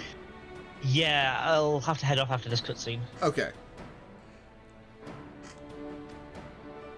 I just didn't want you Local citizens will need to be consulted, lose of track of course, time. But I trust the I've been East keeping an eye on it. Aldermar Trading Company can be relied upon to provide its assistance in negotiating a mutually beneficial arrangement. Naturally, Your Grace. I shall dispatch representatives well versed in the extraction of this white gold and wring every last ounce of profit from its production. The Loch's bounty will contribute to Alamigo's enrichment, whilst easing the burden on the bull's aching shoulders. Just as Your Grace desired. Everyone can see it but them.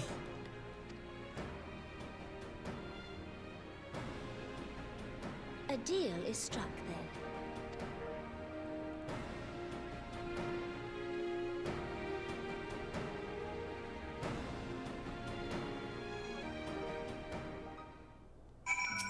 Once again, we have a major scenario of, God damn it, Loreweaver, you're right and I hate it. Yeah.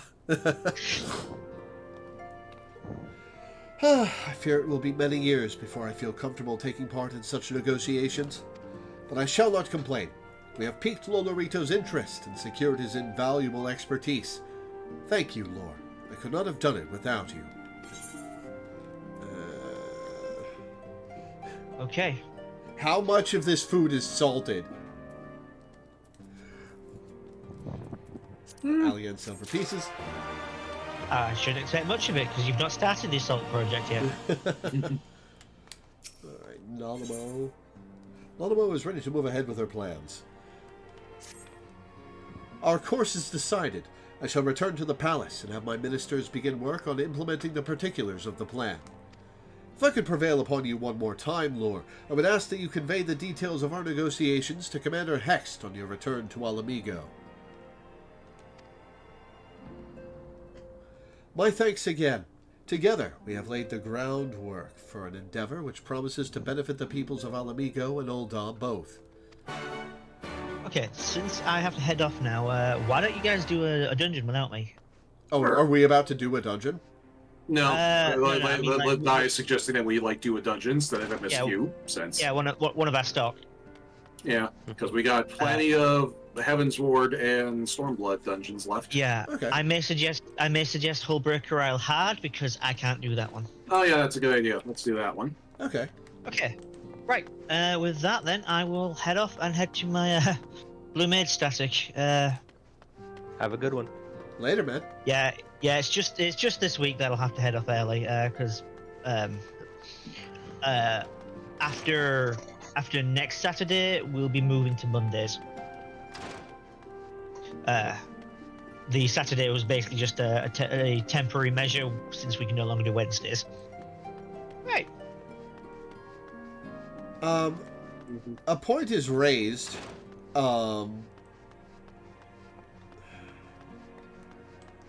A point is raised in chat that I should probably save Dungeons with Fans for days when I only have one of you. Mm-hmm. It could be like you, me, Teddy, and whoever else wants to hop in. Yeah, fair enough. Yeah. Yeah, this is not really a Dungeons with Fans. This is just something to kill 20 minutes until the end of the stream. Okay. Yeah, and it's something like, as I said, I can't do. So true. It would be a bit awkward having it there if Minda's not available. It's just really... Historically, I'm the one who's usually missing from those. So yeah, true. Yeah. All right. So historically, I'm the one that's the most missing from that. Oh yeah. Yeah, fair. Ott has volunteered. Okay. So if you direct me to where to pick up Hullbreaker Hard, I'm looking for it now because. Would you prefer that I tank or heal? Yeah, we're going to Limsa.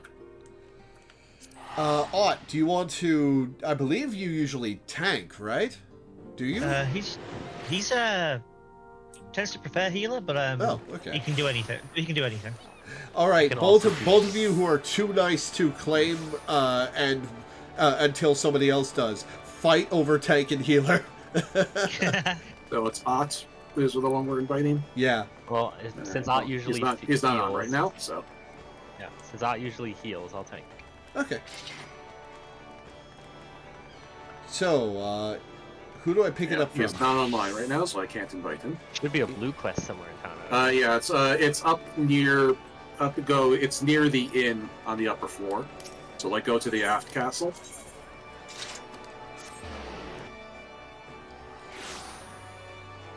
Or actually, the Culinarian Guild would also get you close to it.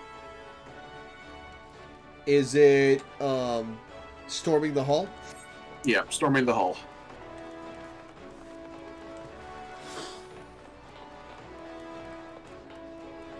Feels so weird to see somebody over level 90 now. Yeah. Still feels strange being over 90. Soon you'll start seeing most people with 3 digits in their level.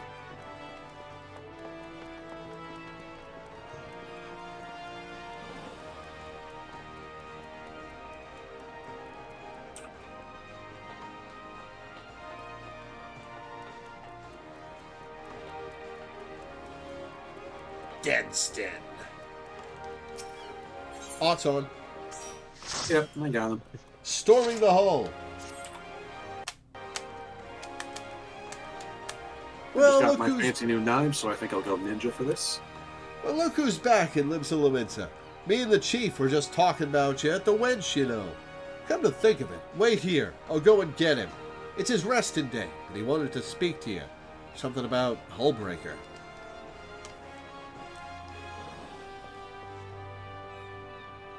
Also, you should pass party leader to me. Sure. Glad to see you back, Lord. Every time I hear your name, I'm reminded of how you helped me salvage that coffer from Hullbreaker Isle. You did me a great favor, lass. Though the rumors of Miss Beard's treasure soon died down, I couldn't abide the thought of having the Har picked apart by vultures. So I petitioned the Admiral to sanction the establishment of a camp on the island for the purpose of hosting training exercises. I reasoned that the place was remote enough to give our recruits a proper taste of combat. But truth be told, with all the administrative duties asked of them these days, I'm more worried about our finest going soft. Sparring with your comrades might keep the rust from your blade, but it won't stop it going dull. That being the case, I thought I might ask for your help in a little sharpening exercise. Remind them what it feels like to be in a real fight. By killing them all.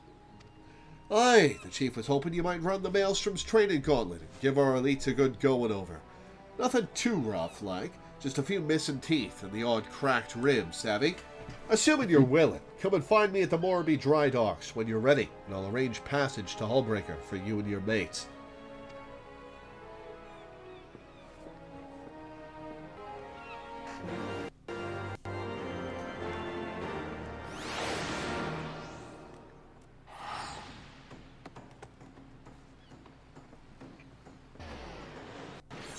To Morrowby! Morrowby. Here's the situation where you really shouldn't be killing anyone. Ha! Yeah. Well, that's fine, because the Warrior of Light is Nick. Hey, Homura Akemi.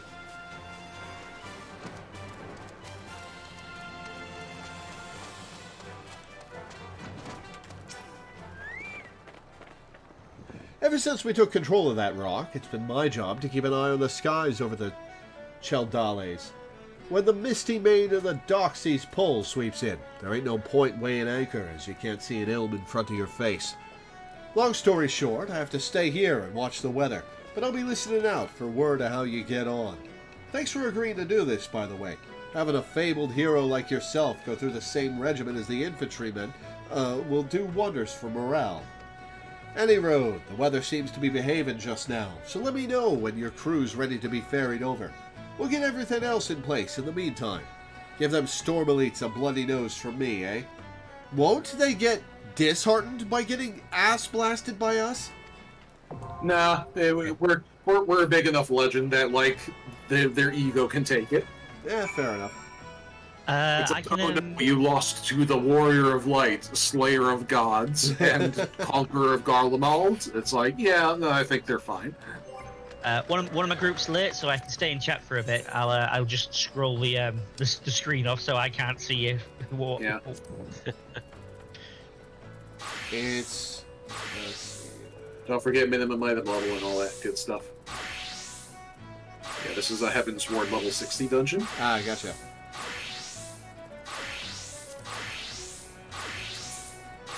Minor level, Silence Echo. Confirm. Yeah, it's an opportunity to play ball against Michael Jordan in his prime. Even if, like, getting dunked on by Michael Jordan just sounds like fun. Yeah. To the chagrin of countless treasure hunters, the golden coffer of the legendary Mistbeard was not to be found on Hullbreaker Isle. And so, like the mists which had withdrawn to reveal the isle, did these ambitious souls depart to seek fame and fortune elsewhere, allowing Einzar Slafferson to quietly petition Admiral Merlvib for permission to repurpose it as a training ground for Maelstrom recruits. The Storm Marshal would have you be the first to brave this gauntlet, that you might pit yourself against the Isle's fearsome fauna and the Maelstrom's elite, and in so doing, rouse their spirits. Will you give the Storm officers a beating they will not soon forget, or will they stand triumphant at the last and shout that they have bested the Warrior of Light? Alright, if we're ready, everybody's the right class. One of your party members does not meet the requirements for this duty. Hmm? I mean, I just accepted the quest. Ott, have you gotten the Hullbreaker Hard quest? How about you, Teddy? I've done Hullbreaker Isle hard, yeah. Oh yeah, Ott hasn't done the quest. Whoops. Yeah, pickup was Lim's in the aft castle. Yeah, it's right where we just were. Do you like my shield lore? The shield.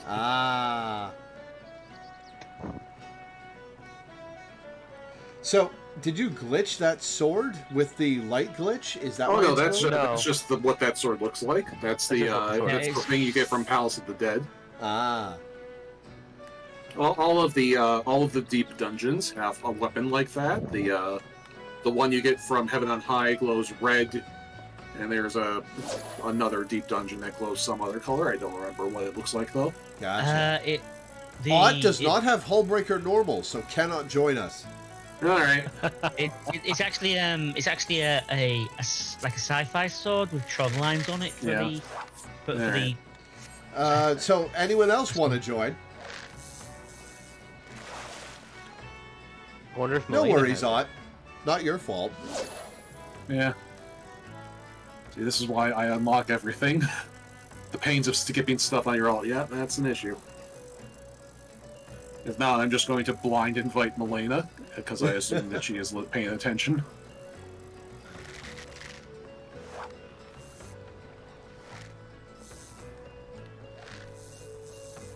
Level 100 fishing, nice. Oh wait, I'm not the party leader anymore, so Laura, you have to do it.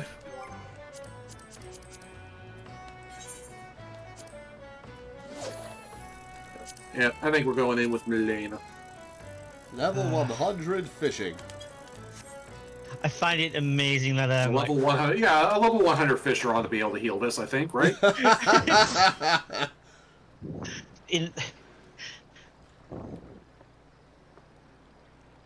in the Shadowbringer patch quests, and yet she's got level 100 Fisher. Mm-hmm. Fisher of all things. Yeah. All right, let's get back in there. I love Zidane and Garnet doing the thing. Mm-hmm.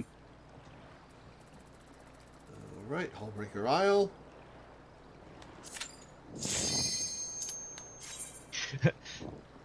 The 8.0. The 9.0 healer fishmonger.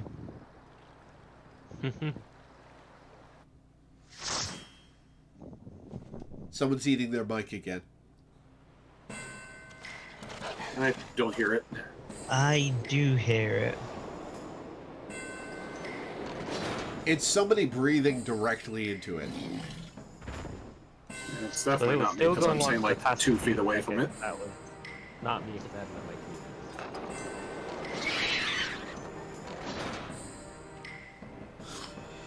muted. Ooh, Samurai Jack is coming to Multiversities. Nice. Cool. There's a good pick, finally. We're level 60, so let's see what's left of my rotation. Yeah, I've been playing a lot of multiverses. It's kind of a frustrating game because, like, when it's not on its live service bullshit, it's a good game, but that's a very big asterisk there.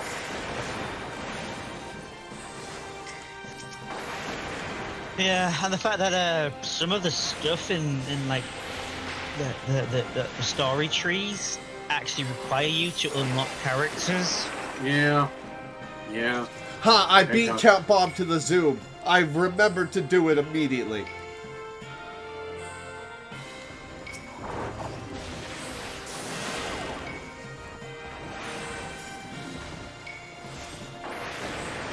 Yeah, that would be one of those live service bullshit things.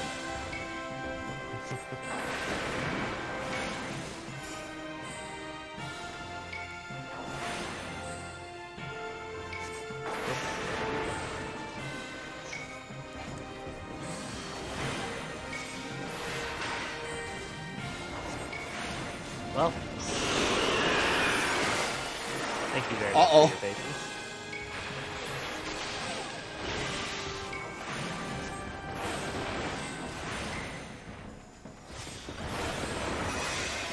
Not grab his aggro? No.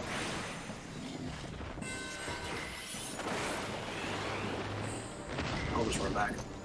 That makes sense, yeah. I'm a ninja, I run fast.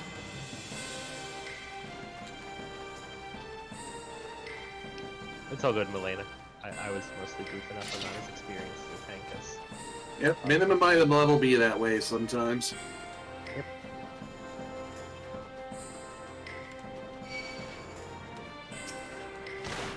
Ow.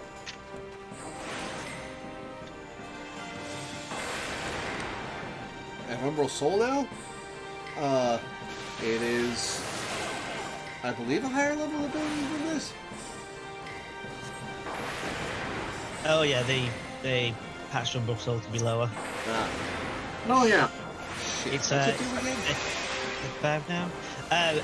It restores MP when you're in ice phase, and it will also give you those Umbral hearts that make your fire spells cost less. Right.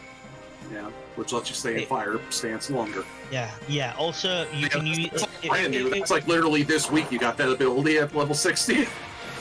Yeah, and also you should use it when traveling between enemy packs because it refreshes the Enochian timer, so you don't have to restart your Enochian every time. Gotcha. Like That basically, puddle on the ground is unique to this dungeon, right? The really big puddle. Is that a good puddle to be standing in or a bad one?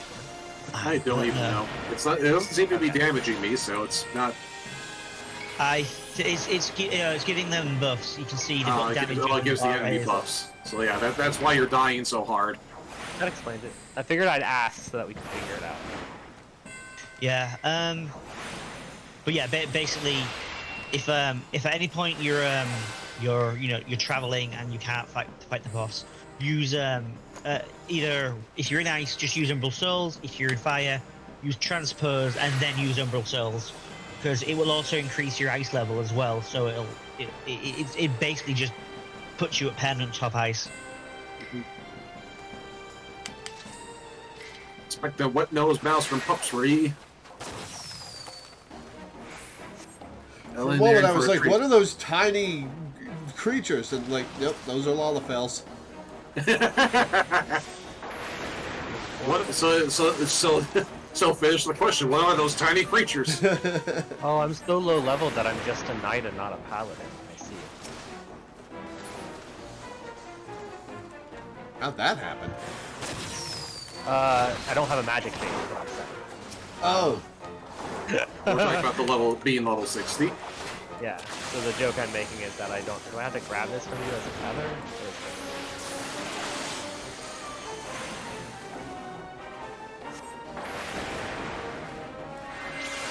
Sorry about that, Milena, since I couldn't puzzle out how to grab it.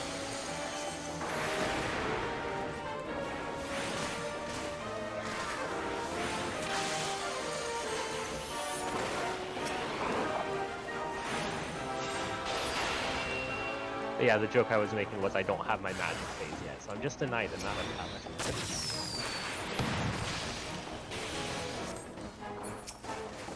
Oh, it feels so weird not being able to just hit people with thunder to put it on everybody. Oh, I don't like that lost functionality. Yep. Not that it's really needed in this fight, but still. Sorry, what's lost? I was slightly. I can't just apply thunder to everything in the field. I have to wait until my ice to fire or fire to ice change.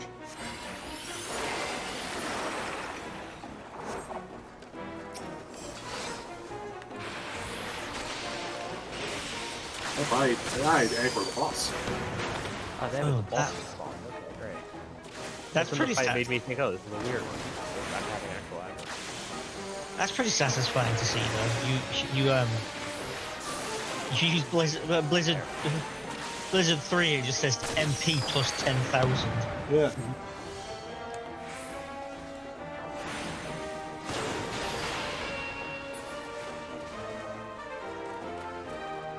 I feel like I chose the worst dungeon to do my first time tanking in a long time. Very strange one. Yeah, I mean, I could have done it, but oh well. We're in here now. Okay, I'm gonna look. I'm happy to tank. I was just commenting on the fact that the fight mechanics were weird with aggro. Later, die.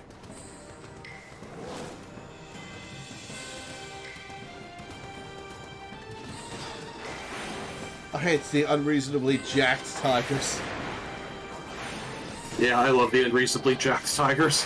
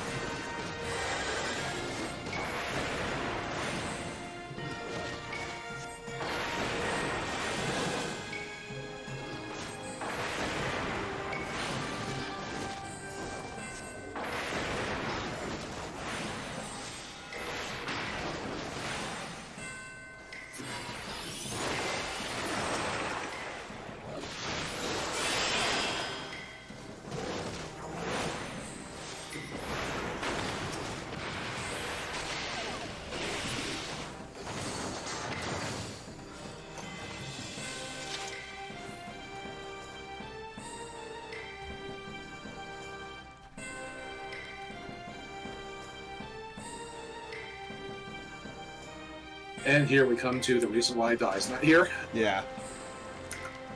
Yikes. Oh, those are, yeah, I see why Die is not interested in this dungeon. Yeah. By me not unlocking it, it also means it won't come up in roulettes. Yeah. Good point, yeah. Good thinking.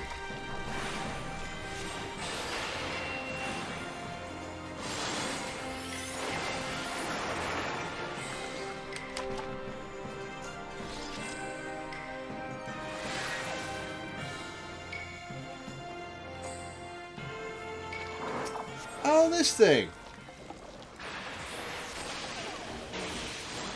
Oh, do we have to not hit its shell like in 6?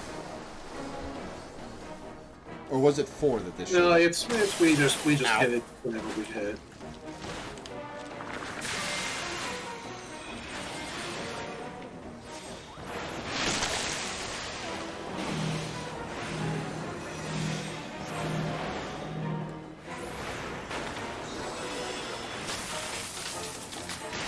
Wow!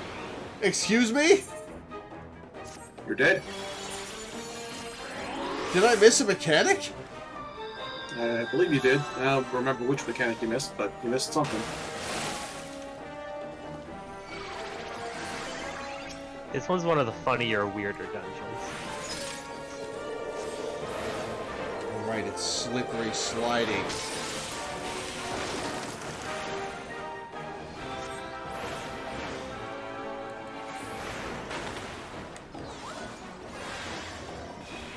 Oh, I didn't get out of that in time. Oh, I think I had to cleave.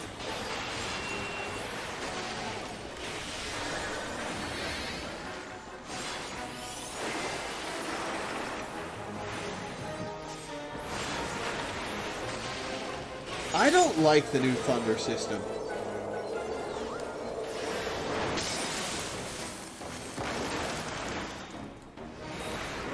Oh, there was ice I had to get behind. Okay.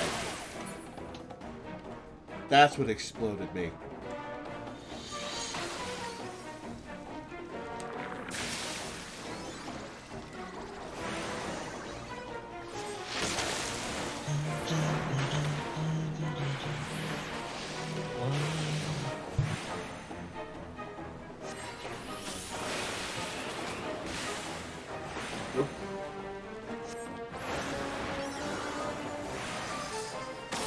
Don't pop your inventory, it offends me. Yeah, me too, Bob. Me too.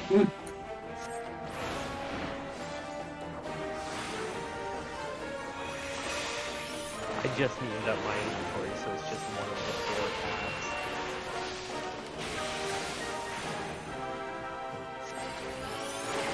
But I had to do a lot of cleaning out after the graphics batteries. Thing over my head. What's about to hit me? Nothing's about to hit me. Because it's dead.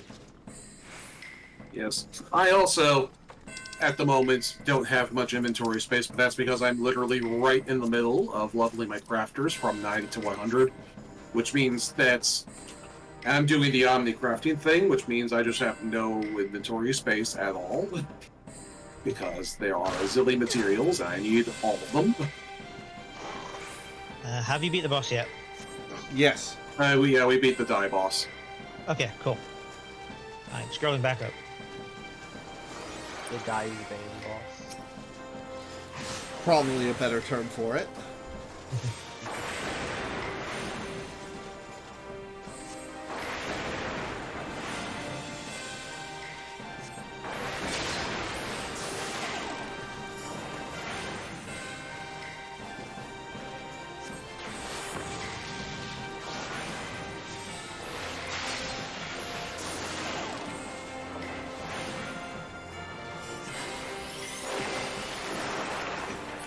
So do you think they were given the names High Tide and Low Tide, or do you think they adopted? How often You think do they were like rows born change twins their and name? they're- Say again? How often do rows change their names? I'm assuming everyone changes their names at about the same frequency, save for Vieira, who do it more frequently, but, you know, I would just make them cool fun. Do you think it was their given name, or do you think they adopted? Yeah, fair.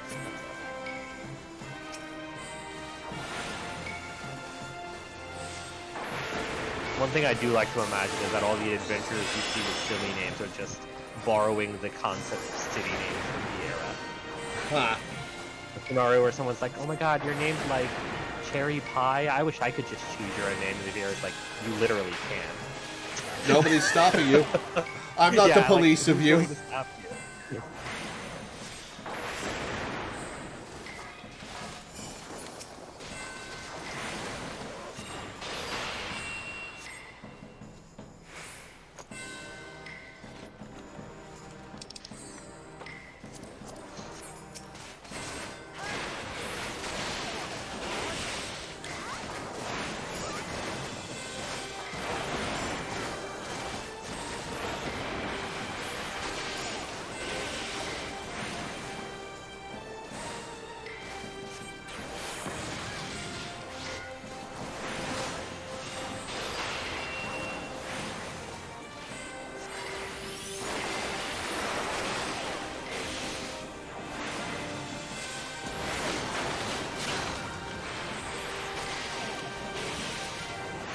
Riki is like one of the main characters who hangs out around the Limsa brand company, so I see her a lot because that's my brand company. Fine.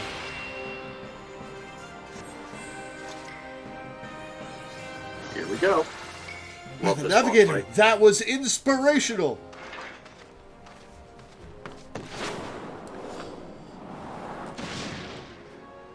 Merylvib came to watch. Can I fight her?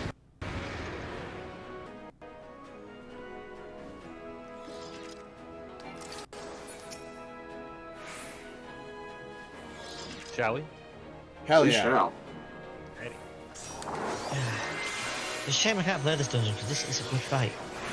Yeah, I love this fight.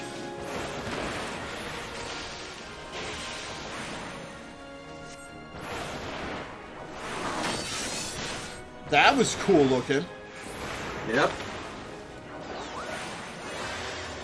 You seem to be treading water, Marshal. I don't know better. I think you cared. Cared not for our company's good name. Marilyn with the shade.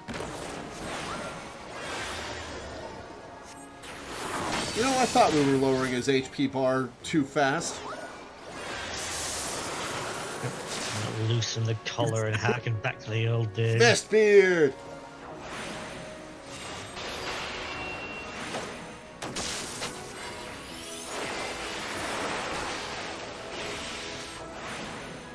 The helmet you return to him after the first will break a rail. What are we doing with these chests? Not opening the bombs. This is tactical bullet hell. Gonna stay away from the bombs? Yes. Basically, he poisons you, so you each want to go to one of the treasure coffers that have a potion in. Ah, gotcha.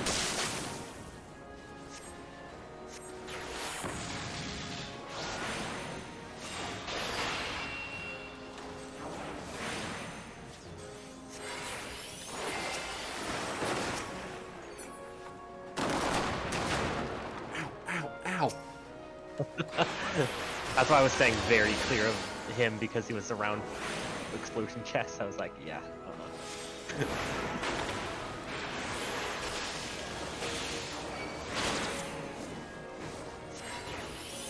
Oh, I'm slowed. Oh, I'm in the middle of this AoE. Uh-oh.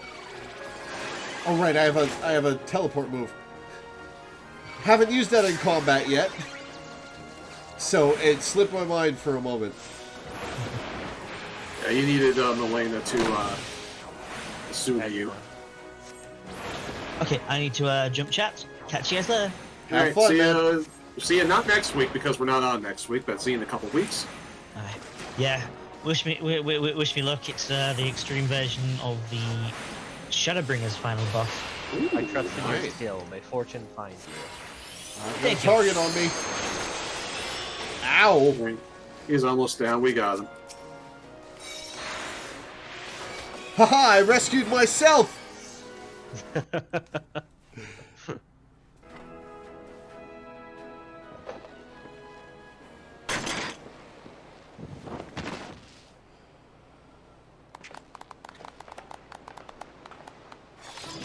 Da-da-da-da-da. Alright, nobody leave. I'm probably using the Lilith Rod Zeta as my thumbnail, but nobody leave because we'll take a screenshot probably with the boat. What do you think? Oh wait, no, we don't have dye. We don't have dye. I mean, Teddy and I can do photos. We can do G-post. Yeah, we can stand around Mistbeard.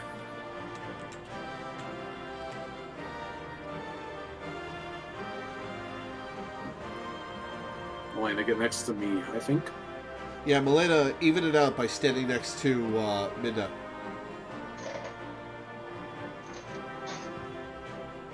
We're standing to either side of him, Milena.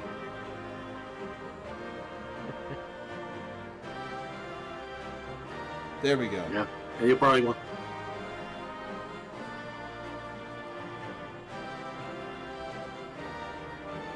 Oh, there we go. I was about to tell Milena to do a new emote besides console because that would look weird, but She got me already. Okay. I love that Lore last used the repositioning move. Oh no, what's that look like? You're zooming.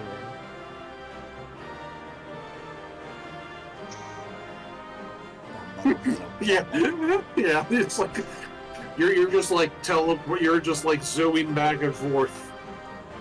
It's actually across kind the of Actually, here, let's see if I can capture this.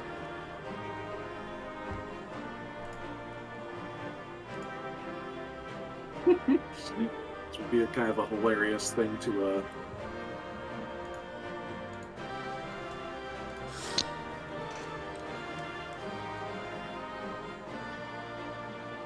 Wait a. That was a fun little dungeon. That's a good capper to the stream. Molina went into G-pose just so she could see it.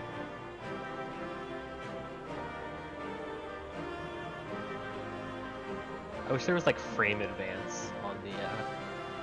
Yeah. All right.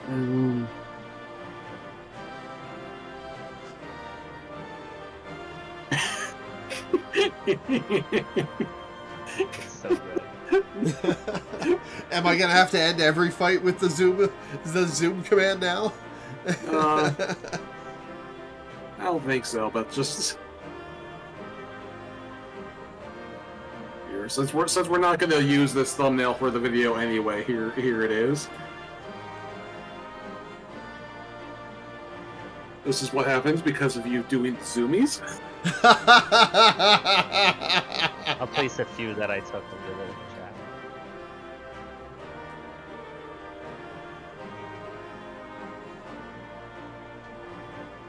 That is funny.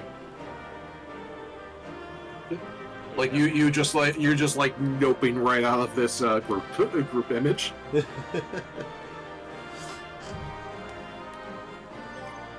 right, not the best G pose, but I like it. Yeah, I took a few. Hopefully you recognize.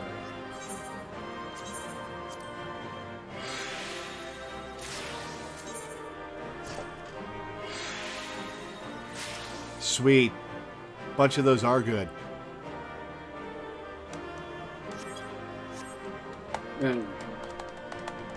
All right. Somebody still needs to roll the loot. I already did.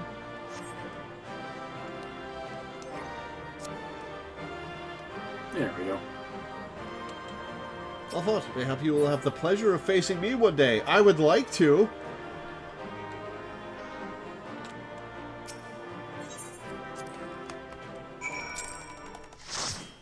And back to Limsa.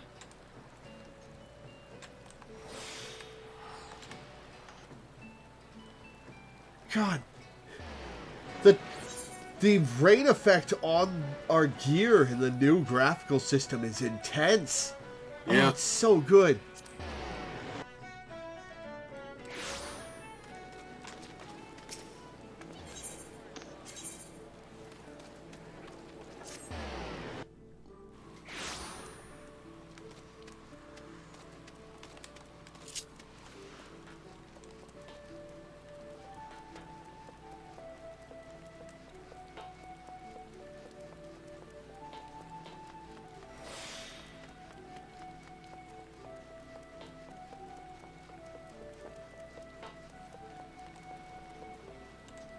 Did you go the wrong way?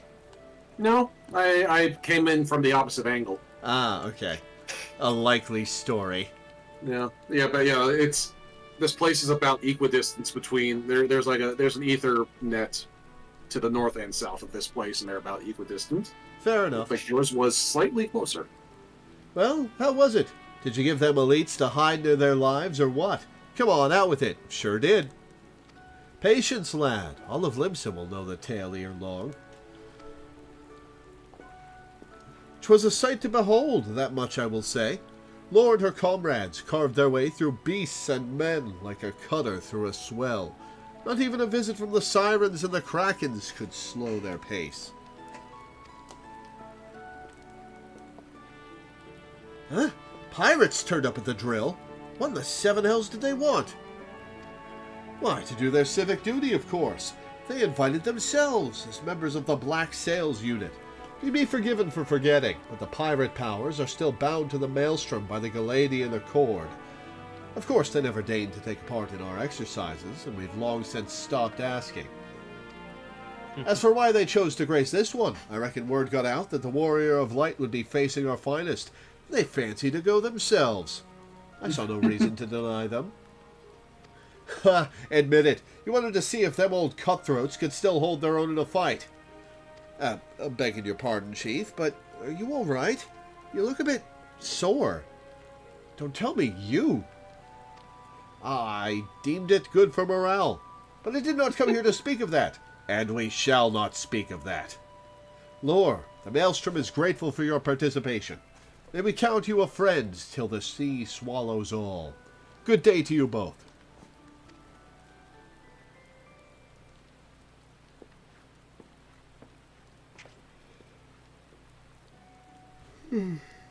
I'd have stowed away on the ferry if I'd known the Chief would be fighting. Seeing you in action must have woken the spirit of the Golden Age in him. Though I doubt he's as spry now as he was back then. I hope you didn't give him too bad of a beating. Legends like Mistbeard never get old, but the Chief, well, he's just a man. But let's keep this little chat between ourselves, eh? Good to see you again, Lore. Thanks for helping out the Chief. Completed. Sweet. Well, that was cool. That was a fun capper to the stream. Yeah, thanks for letting me tank. It's fun. Yeah, thanks for coming, man. It's always nice to have you along.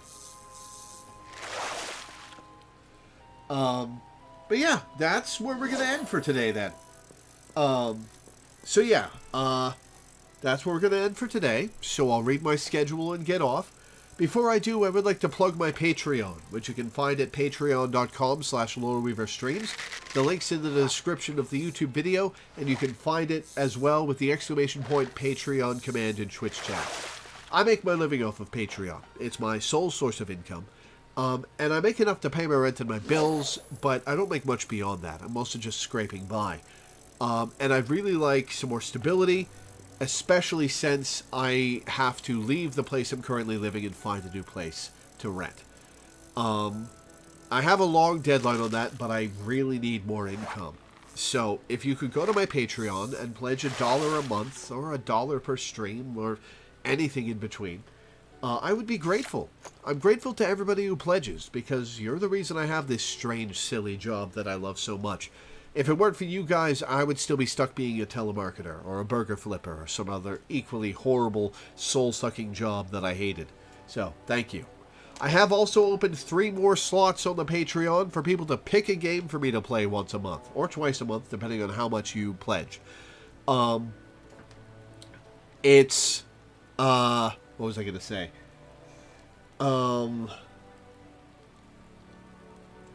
You can pledge $40 to $80 a month to get 4 to 8 hours of stream time. I'm thinking of upgrading that to 4 to 10 hours.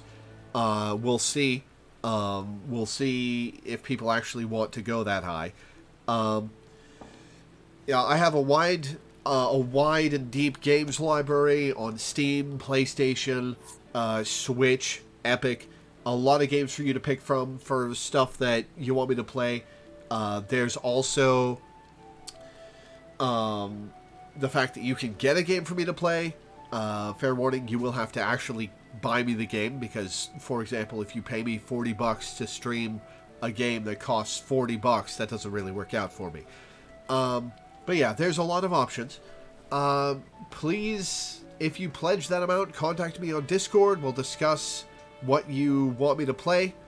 And we'll make the schedule for next month. I am the last stream I'm uploading to YouTube, and therefore the last stream I'm uploading to YouTube this month, and therefore the last charged post that I'll be making this month on the Patreon will be on the 24th, because I'm leaving on the 25th to visit my boyfriend in Nebraska for a week. So, if you want to have a game on my list, on my schedule for next month. Make sure you pledge before that. So yeah, pledge to my Patreon, please. It helps me a lot. I'd also like to plug my YouTube channel, at Loreweaver on YouTube. You can find the link with the exclamation point YT command in Twitch chat. I upload all my streams to YouTube. The whole Final Fantasy XIV playthrough is there. A whole bunch of other RPG playthroughs are there. There's a wide variety of games I've played over the last 8 years. Everything I've streamed from the last 8 years is up there. Go check it out. Leave a comment, leave a like, subscribe. I'm sure you'll find something you like. If you're watching this on YouTube, I stream live on Twitch almost every day at 1 p.m. EST at twitch.tv/Loreweaver15.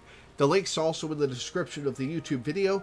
Come hang out and chat while I stream. I love talking to people while I play. It's a good time. So I hope to see you in chat. Finally, the schedule. Let me pull that up. Tomorrow, I will be playing Techno Babylon for a patron. Monday and Tuesday, I'll be playing In the Stars and Time for a patron.